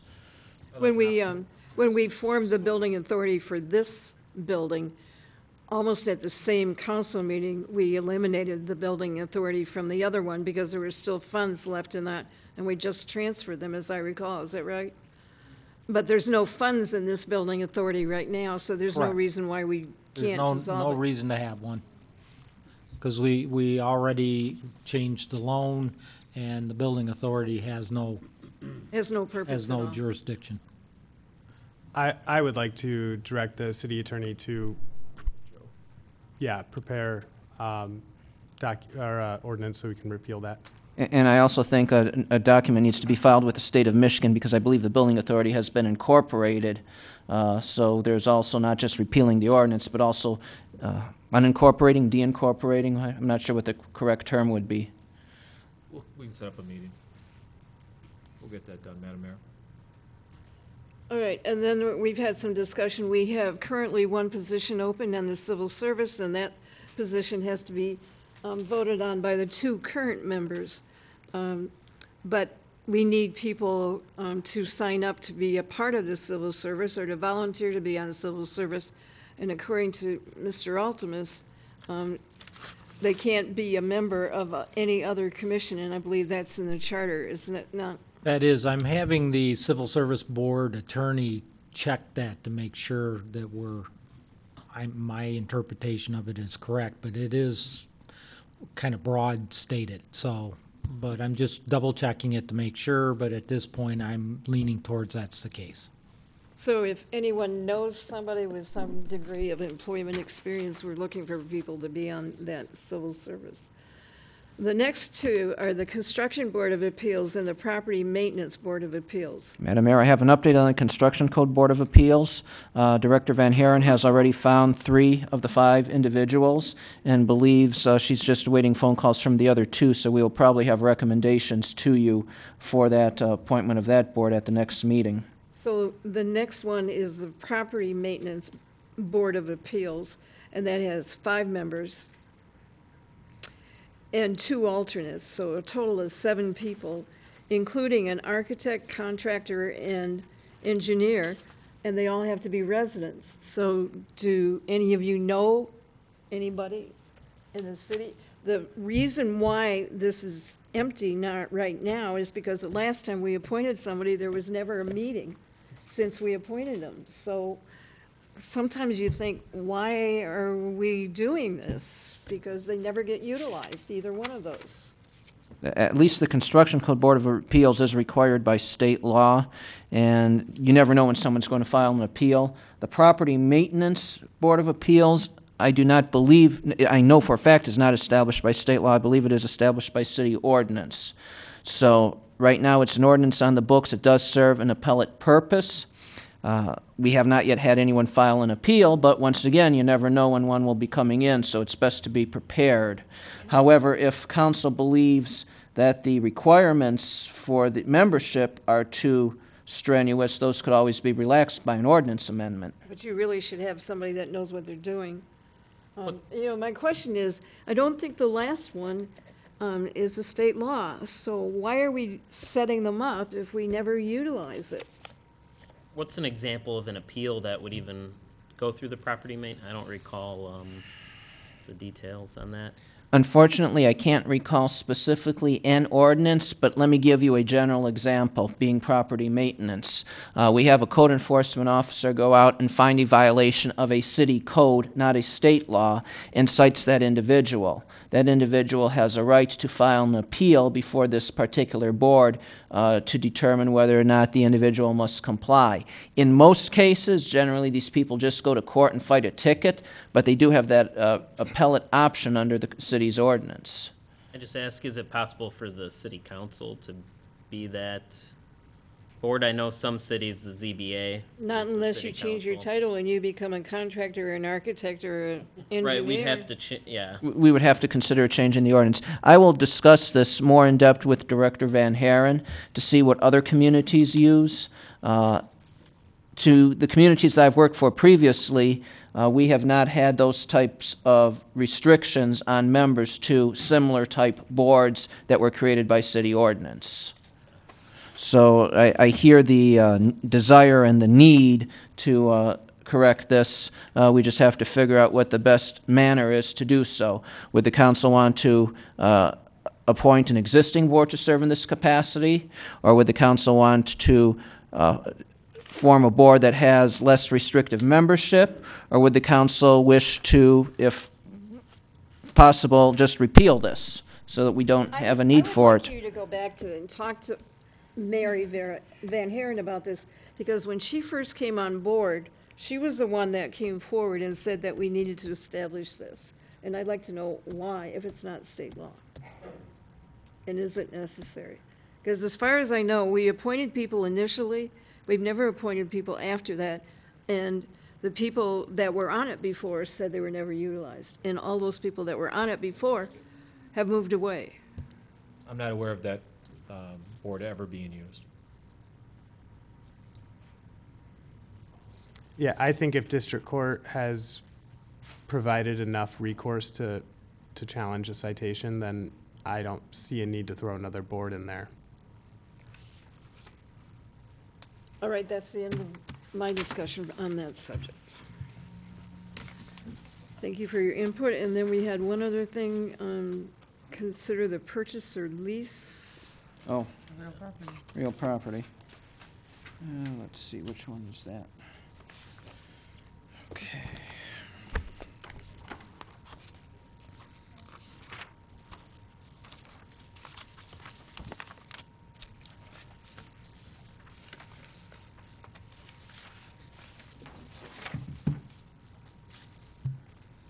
It was a very busy week last week for cell phone towers. If you remember last year, at the time, I think it was at my first council meeting, council was considering extending a lease with American Tower for an additional 30 years after its current expiration date of March 22nd, 2039, and American Tower was looking to extend that for a one-time payment of $10,000. And I had indicated that I had just completed a contract negotiation in another community with the same company and knew how much I received out of that company at that time, and this figure was significantly less.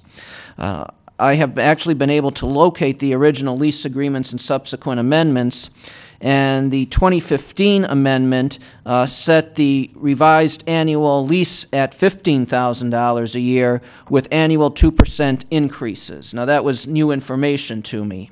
I had asked to have the annual payment increased to closer to $20,000. However, the American Tower had indicated that they would be unable to do so. They came back to me last year and said, well, we'll raise the $10,000 to $11,000. I didn't think that was sufficient, so they said, well, here we are at the end of the year. This is all the authority that we have. I'll get back to you next year. Well, the calendar has changed. They're back to us, and now that $10,000 has increased to a one-time payment of $25,000.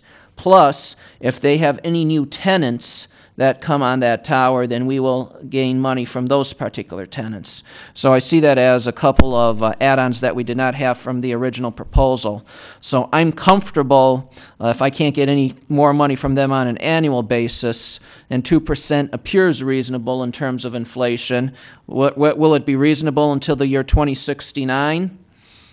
I don't know, but it's the best that we have right now. So if council's interested in extending this lease from 2039 to 2069 for just $25,000 and a future possibility of additional revenue, then I will get back to the company and say, yes, we'll accept this. Otherwise, I can decline, and they'll just continue to pay us as it goes. Overall, these companies that have cell towers believe that a cell tower is more marketable for additional leases if the cell tower has a long-term lease agreement. So that's why these companies are coming to the city and asking for these, what appear to be strange requests, but they do have a business reason behind it. So what the city is actually doing is you are locking yourself into annual payments with 2% increases from now until 2069. If you're comfortable with that. Is there any limit legally as to? Not by our charter, no. How long? Okay. If there was, then we wouldn't be able to do this. Right now, we're good until 2039 at 2% increases.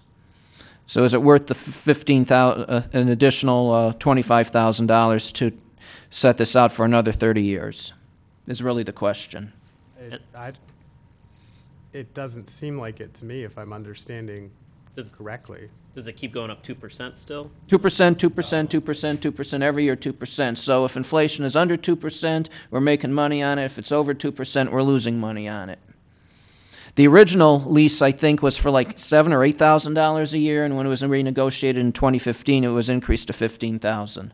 But I cannot get American Tower to move on that number, on that base. But that's $15,000 on an annual payment. Correct. Versus a one-time, so I think we're better to stay with the 2015 contract. Well, that will continue through 2069, Mayor, that $15,000 plus 2%, 2%. Correct. The only difference is, to give them another 30 years, they're willing to give us less than $1,000 for each year.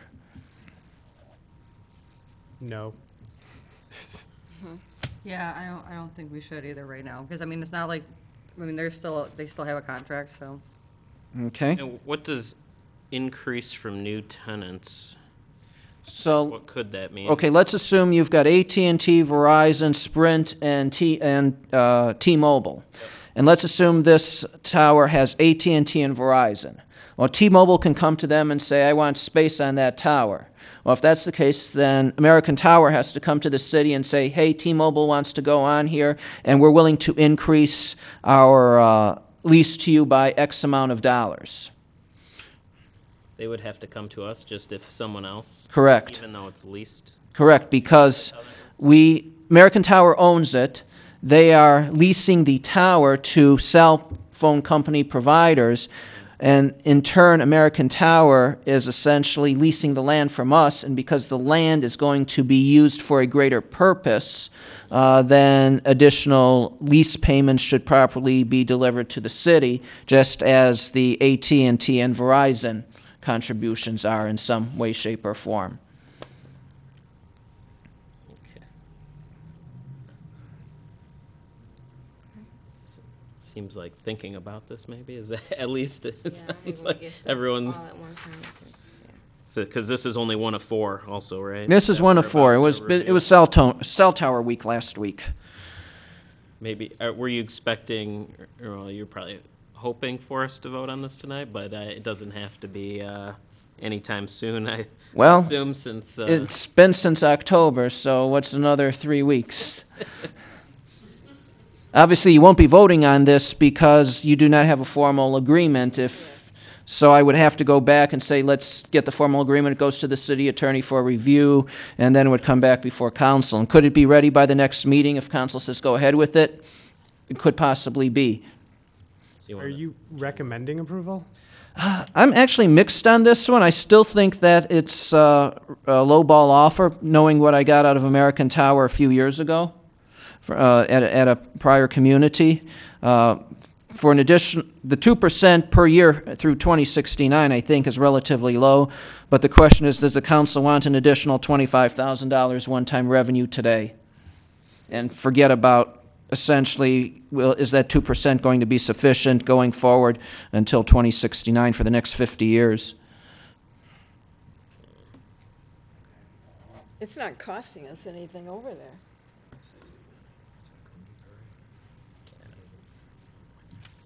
I mean, it just doesn't seem worth it to me, a piece of land that we own, locking ourselves into an obligation to a company for 30 years. It would be 60. 50 years. Yeah, 50 more years. 50 more years. They already have. Yeah, but, well, it's 30, extending 30 years, isn't it? Right, On the extending 2030? after 2039. So we're already locked in until 39. So I don't see a reason to lock us in for another 30 years for $25,000 today. No. That just seems No, insane. it just doesn't make any sense. I think if my calculator worked correctly, our 2069 payment would be $40,374 if I round. I didn't even bother looking at that. But who knows what that means in dollars? 2069. Years from now. How old would I be? All right, number 2. Okay, number 2, I have pictures. And please keep them on the side that you receive them on.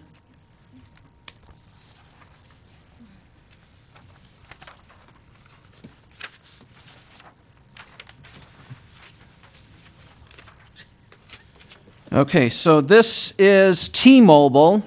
They would like to construct a monopole tower at Memorial Park, which essentially is at, I'm going to call it the parking lot off of 10 Mile. You will see on the right-hand picture the word proposed. It's literally a wooden telephone pole with a cell tower on it, and if you didn't have the word proposed, you'd think it was a light tower, if you look at it quickly. And of course, there's a little box with a white box. Now, that little brown box off to the left is a temporary storage facility. That's like a pod, so that's not part of the landscape. We're looking at that little white fence around it. Now, this one, they are offering $15,600 with an escalator every 5 years. So it's an annual payment of $15,600 with an escalator every 5 years for a 25 to 30-year term for 300 square feet.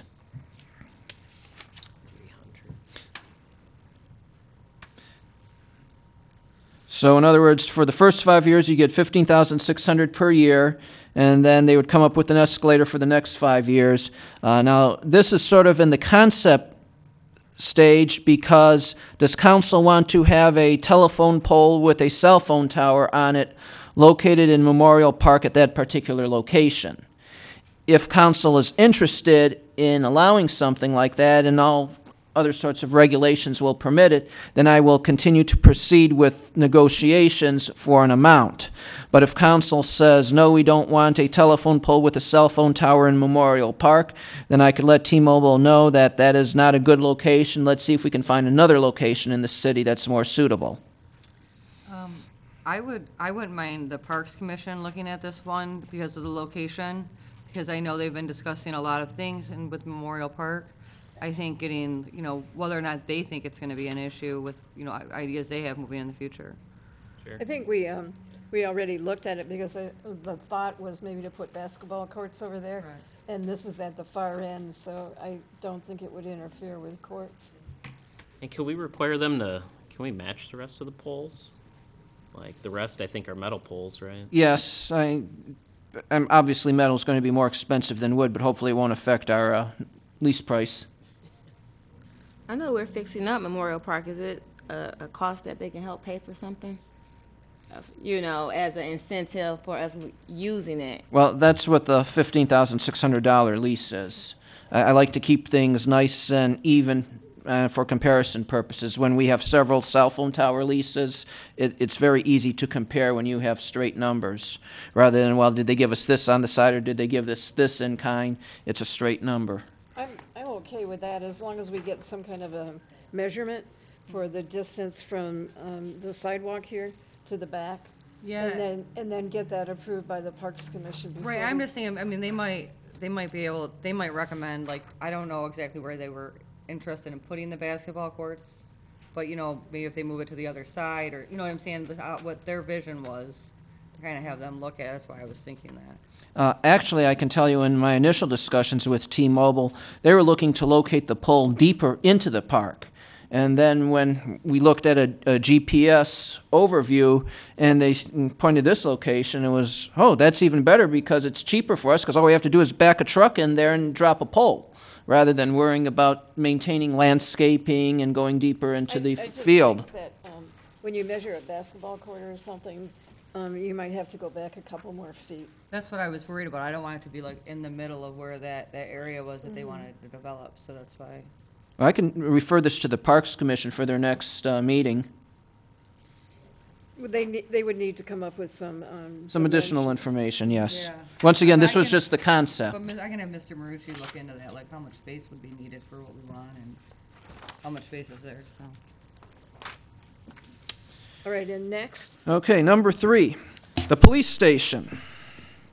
Actually, there's a 5th one, but this wasn't a lease, a very active tower. AT&T is looking to add on to the existing tower. I'm actually investigating the ownership of the current tower itself. The person who is requesting the, on behalf of AT&T, who is requesting this, is actually the same person that we granted the Metro Act permit to about a month ago or something. So he's representing AT&T. But I'm unable to determine right now if the city actually owns the cell phone tower itself, or do we just own the land? He has presented to me a document, and it's rather thick, and I haven't quite finished going through this, and he hasn't talked about any terms. However, let's assume that we do own the tower, and obviously we do own the land.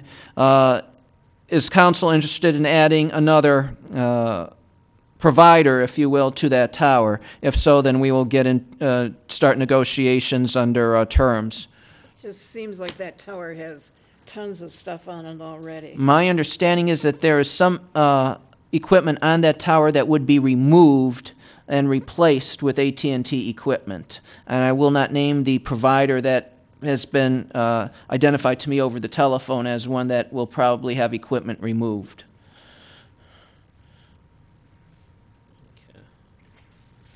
I guess We don't know enough. Yeah, we're gonna need more information. And we'd have to see the picture of the tower and maybe a before and after according to their design. Okay. Actually, I have one idea about the previous one. Can they throw a light on there for a basketball court then? We could integrate it somehow.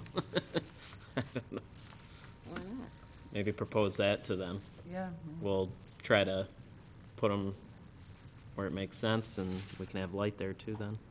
They Pointing put a at the- hoop and a net on it. Yeah, that too. There we go. Just one big pole. Yeah. And lay some cement around it. They could put a second pole on the other end then too. You know, I think that, that tower that's there at the police department that's been there for a long time, but it seems to me every time I drive in that parking lot that it gets wider and wider. Well, I can tell you that this morning there was a message on my voicemail that I haven't had a chance to return, where one of the existing tenants, if you will, is asking permission to access the tower. For what reason, I don't know, but once again, there seems to be interest in cell towers in Eastpointe in the last 7 days. See how much they pay. Finally, this is one that was received in the mail at the end of last week. The location is the Military Museum. Atlas Tower submitted a request to construct and lease, and I can't believe that this is how much room they want, 2,500 square feet. They are only offering $9,000 per year, no escalator, for a 20-year term with 4 additional 5-year options, which is essentially a 40-year lease at $9,000 per year. Obviously, that is unacceptable in terms of a lease payment. 2,500 square feet. I don't know where they're planning on putting this, but I also do not know what council's intentions are with the property that presently houses the Military Museum. If you're intending on maintaining and keeping this property as city property, then that's a potential income source for the city. If council has any intentions of disposing of this property in one way, shape, or form, then we may not want to do something with a cell tower other than it could be used as a you have 2 possibilities. Number 1, you sell the lease, transfer the lease with the property, or you retain the ownership of wherever the cell tower is located. I've worked in communities that have done both. I think they need to come up with a diagram of the location and where their proposed location is going to be, because that's a big piece of property. You got the tennis courts, and you have another piece of property behind it. I agree. I think that we need more information on this one, a picture of what they want to construct, and also even what they're offering right now isn't comparable to what we've gotten from other ones in the past, so I don't think it's. Should I forward this to the Parks Commission as well? No, I don't think that one needs to go to Parks, it's at Military Museum. No, and you don't have a diagram or anything No. else? I do know that the tennis courts are there, so I'm assuming it may have some impact in terms of visual or proximity. Well, it depends on where they want to put it. At Right. 2,500 square feet, That's a lot of space. Yeah. Yes. On this particular one, we've been discussing a public safety complex, and this was a potential location. I think until we know what we're doing, absolutely not, because we might paint ourselves into a corner if it turns out this is the only location we can build anything, and then we just took 2,500 out of our building space. And that's what I'm saying, like, knowing where exactly they want to put it, too, would be helpful, because if it's way in the far back or something, then even if we built a complex, it might not be an issue. We don't know, we don't have any details. Okay. All right. Let's move on to payroll and bills. Madam Mayor, I'll make a motion to approve payment of the bills in the amount of $1,947,550.03. Support. Move with support. Any discussion? Please call the roll. Councilmember Kleinfeld? Yes. Councilmember Lucido? Yes. Councilmember Owens? Yes. Mayor Pixley? Yes. Councilmember DeMonico? Yes. Move on to hearing of the public, the second hearing of the public. Anyone wish to be heard? Sir? And please state your name. My name's Mark Laux. I live in the city of Eastpointe for 10 years now. And I can't believe how this place is ran. This place is disgusting. And it is, it's disgusting. You've been here, sir, Randall, 17 years? Is that what you said you've been here? Yep. I think that's part of the reason why the city's in debt. And I mean, I went through all your numbers today. This city's in trouble. This city, all of your places, the way you pay your bills is ridiculous. Now, I came in here today on my tax bill. And on the tax bill, if you have outstanding water bill, that goes on a tax bill. I think that's been in the thing for like 8 years or something now, which I don't have a problem with that. So I come to today and I go over to the Treasury building. Who's in charge of the Treasury in here? Who is their boss? It's the finance director. Sounds like nobody is. I'm sorry, we can't answer you when you ask questions and now. I'm asking a question. Who's in charge of the Treasury? What I'm saying to you is we can't answer your questions during the hearing of the public, but following it in our comments, we can. Well, this is what's going on in your city. I come here today to get the copy of what I owed my taxes, and so I make sure they're right when I go down to the county and pay them because they charge 5%. She gives me the copy of $1,300 and some change, which I agree to that as the water bill on there. And the water bill was paid up to February when they put it on there. Well, you tell me how I get in 3 days a $200 water bill. This is embezzlement. And I'm taking it to Mark Metry, my uncle, Judge Metry, and I am going to sue this city right here. I had enough. This proves right here that you're embezzling money. 3 days and I got a $200 water bill? Anybody got any explanations? There's only one person on this council that needs to stay here, and that's you, ma'am. Mrs. Owens. Ms. Pigley and Mr. Bloom. I am filing petitions tomorrow, and I'm going to get them signed with everybody in Eastpointe to remove you because you do not do your job. You've been here all this time. You're that far in debt? I guess you don't know your job. I know your job better than you do. You have And Mrs. Owens, would you accept her job? Because we want to put you in, no. You don't tell me. I want to put you in the mayor's position. You are done, and you are done. I don't know these other people very well. I know the city manager is trying to do his best, and just like you said earlier, he's got all this garbage on him. He got to do all this other garbage to take care. Can't take care of his own work. Sir, your time is up. I don't care if my time's up. Your time is up right here. So what are you going to do about this? Sir, the mayor said your time is done, sir. Yeah, not going to do nothing about it. Will you, Judge Mark Becky will be seeing you, and I will be filing charges against the city. Okay, sir. Does anyone else wish to be heard? Mr. Creech.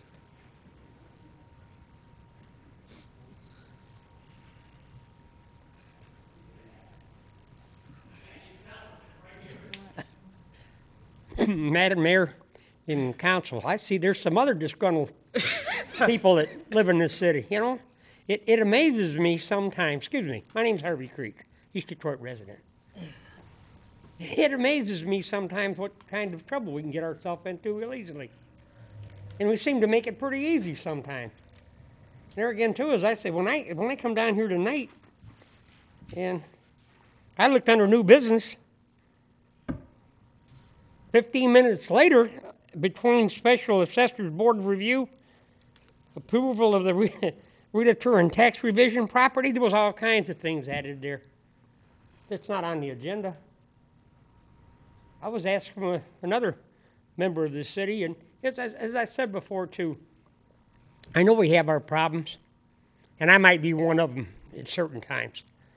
But our problem is we ask for questions to get answered, and sometimes they don't. Sometimes they do, and sometimes they don't. And as I said, with Michael, you know, I understand we have other problems between you and maybe this city.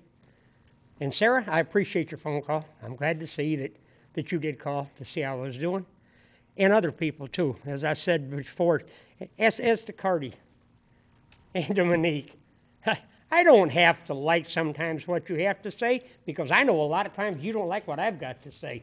But please, please listen to these people. They're here, they are members of East Detroit. They are residents of East Detroit, and they mean what they say. The same as me. When I come down here, I don't want to make any more threats. And I'm not going to make any more threats. I'm just going to go ahead and do what I have to do sometimes to get the job done. And sometimes I do ask questions of who can help me with this, or there again, too, between, you know, Sturgis makes its comment. And it just says this right here. You don't have to answer us.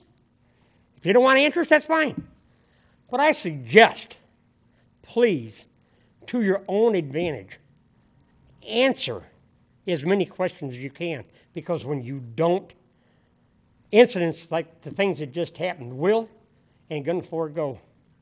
And Randy, I understand sometimes we don't see eye to eye, but you have your job, and sometimes you haven't answered my question. You have 30 seconds. Thank you, Madam Mayor. Please, as I say, when these people come before you, because I have a lot of questions asked too, but I'm going to let them go right now until I'm right up to full standard and the rest of the stuff. But I appreciate it because I'm saying the city needs it. But please, find them right here. It was a full agenda tonight. Please find out a lot more questions to a lot of these answers that the residents and really that we want to know. Thank you. Thank you, sir. Anyone else wish to be heard at this time?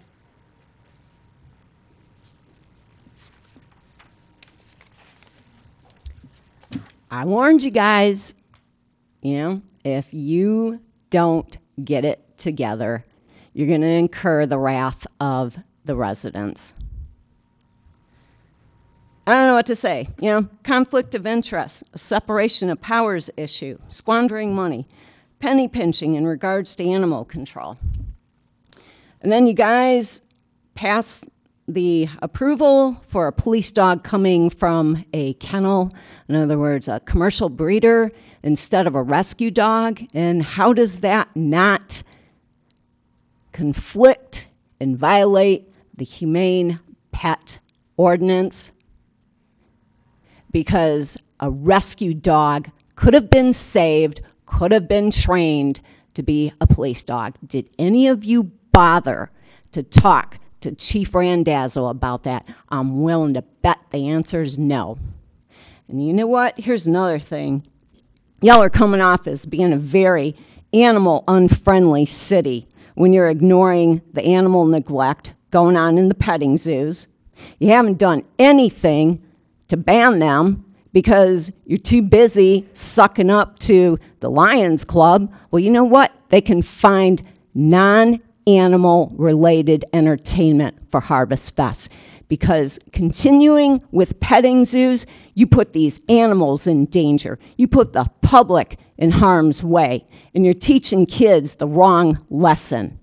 That shows zero compassion for the animals, and it's all about you're supporting an organization who gladly profits off of the exploitation of animals. And if none of you are going to do the right thing and stand up and protect the animals, then every single one of you are just as guilty as those who abuse and neglect animals. I don't want to hear another word about whining how much it costs to pay Macomb County Animal Control. They don't work for free. What, do you think people pay them with monopoly money? What are you guys thinking? It costs money to run these shelters. We have to feed these animals. We have to provide veterinary care for them. 30 seconds. We socialize them. Have any of you worked in rescues or sanctuaries? What in the world have you done for animals lately? Have you rescued any of them? I bet no.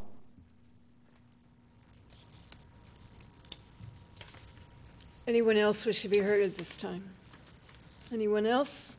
Seeing none, the second hearing of the public is over, and let's move on to mayor and council reports. We'll start with Mr. Kleinfeld. Thank you, Madam Mayor. I'm just going to, all I have for tonight is welcome back, Mr. Creech, and I hope you recover quickly. And I don't have anything else. Thank you. Ms. Lucido? The only thing I really have also is to welcome back Mr. Creech. You were noticed that you were gone. I was a little concerned, to be honest, and so that's why I called. And I had one of your neighbors find, and she said that she had seen you, so I made sure to let everyone know that you were okay. We have been doing a lot at the Parks meeting, so I hope that you make it out to the next one, because we're discussing some new playground equipment at Roxana Park, which is really exciting. And other than that, I have nothing else this evening. Thank you. Mr. DeMonico. Thanks, Madam Mayor. Well, Mr. Creech, welcome back again also. Hope things are going well for you. Mr. Sabota, Mr. Truesdale's, what he said at the hearing of the public from Knights of Columbus earlier is... Your email? Yeah, Okay. That's the same thing. I'd like to congratulate firefighters Zangara, Haywalt, and Big Mike, because I'm not sure how to say his last name still, on their award the other day. And I was happy we had our joint city council and school board meeting again and had a good time at the Lion Steak and Shrimp. Glad to see those events are happening every year in the city, and hope everyone has a great St. Patrick's Day, and look forward to the MML conference coming up. And then just before our next council meeting on the 26th is the Chambers Taste Fest at Vintage House 4 to 7. So don't miss that. Lots of good food. And I think that's all I had, Madam Mayor. Thank you. Ms. Owens. Yes, ma'am. Thank you. Thank you, everybody, for coming out tonight. I have a couple announcements. Well, I'm going to start with the Library Commission. We are still collecting cans, and you know the proceeds of what they get from the cans help with getting new tablet computers for the kids. So if you have cans that are sitting around, you know, stop by the library. And good news for us, the Jeopardy trivia is March 25th, council members. We missed you last time, Mike and Mayor.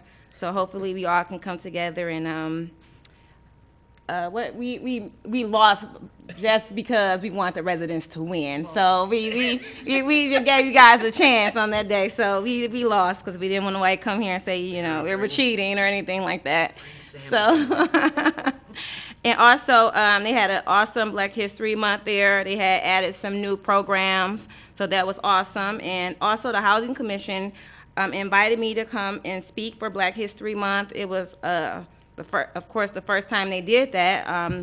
The person who asked me to do it said they never have ever did anything for Black History Month. So it was nice actually talking to the seniors about myself, about my past and what brought me to my present. I also spoke to the Eastpointe high schools. I did all this on the day of my birthday, which was February 21st. I went to go speak to the Eastpointe High School because they had Student of the Month. And that went really well. They gave me a recognition paperwork, which I didn't even, in a gift, I wasn't even expecting that because the gift was just speaking to the kids. So getting a T-shirt and a recognition was like extra for me. So, and I also want to thank the Eastpointe Police Department Deputy Director and his department and CARE, Ms. Dunya.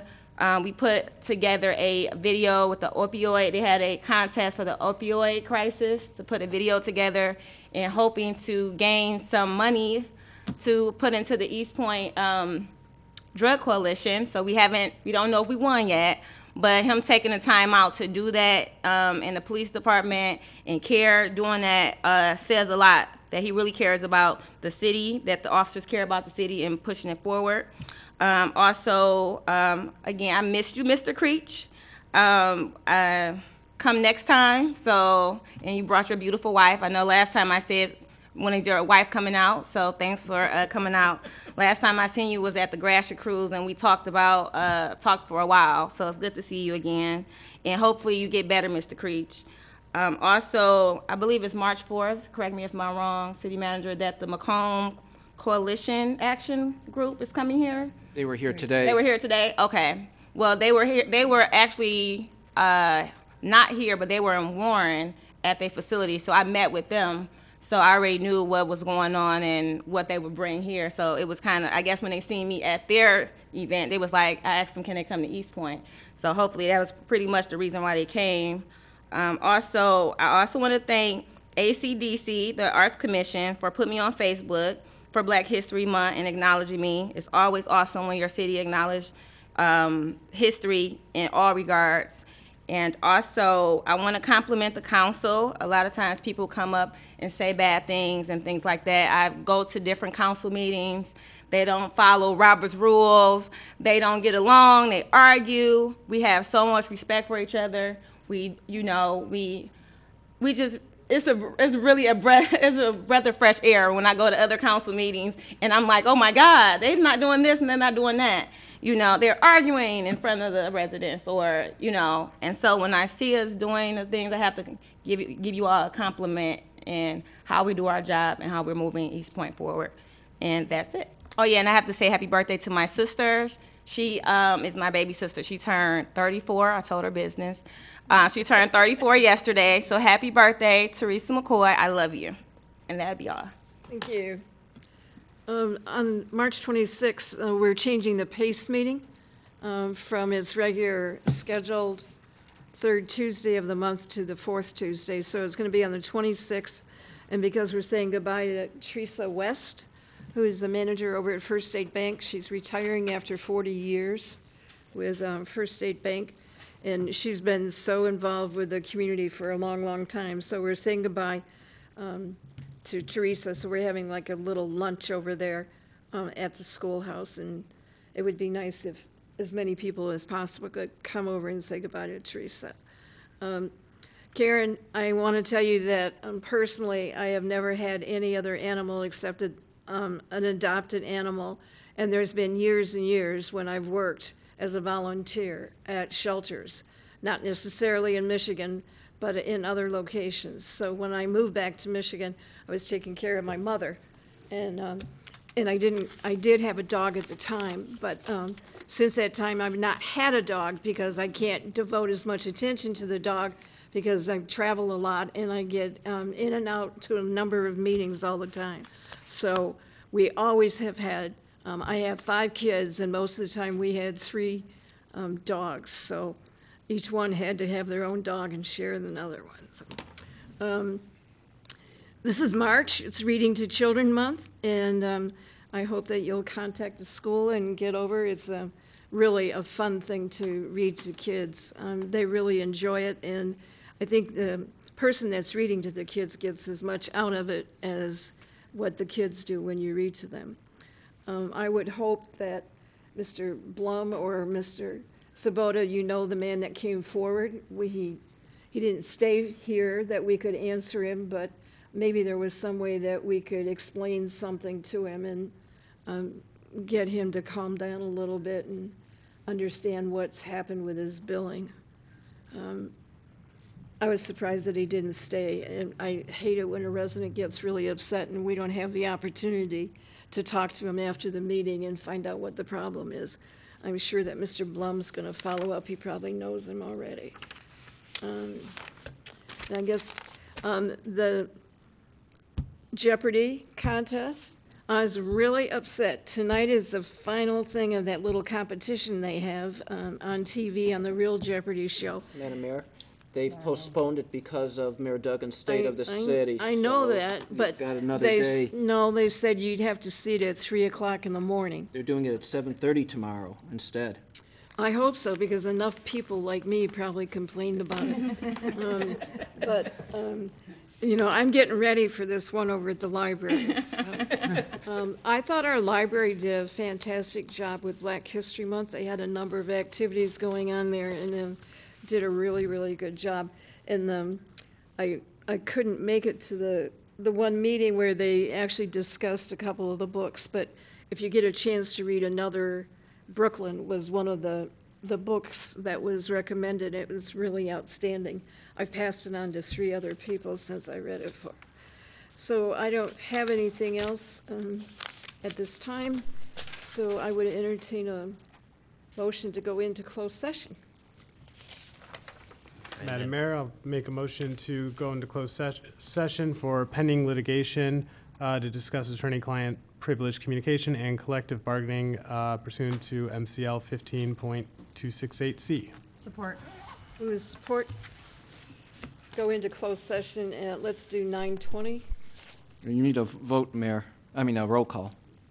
I will call it. Okay. So please call that roll.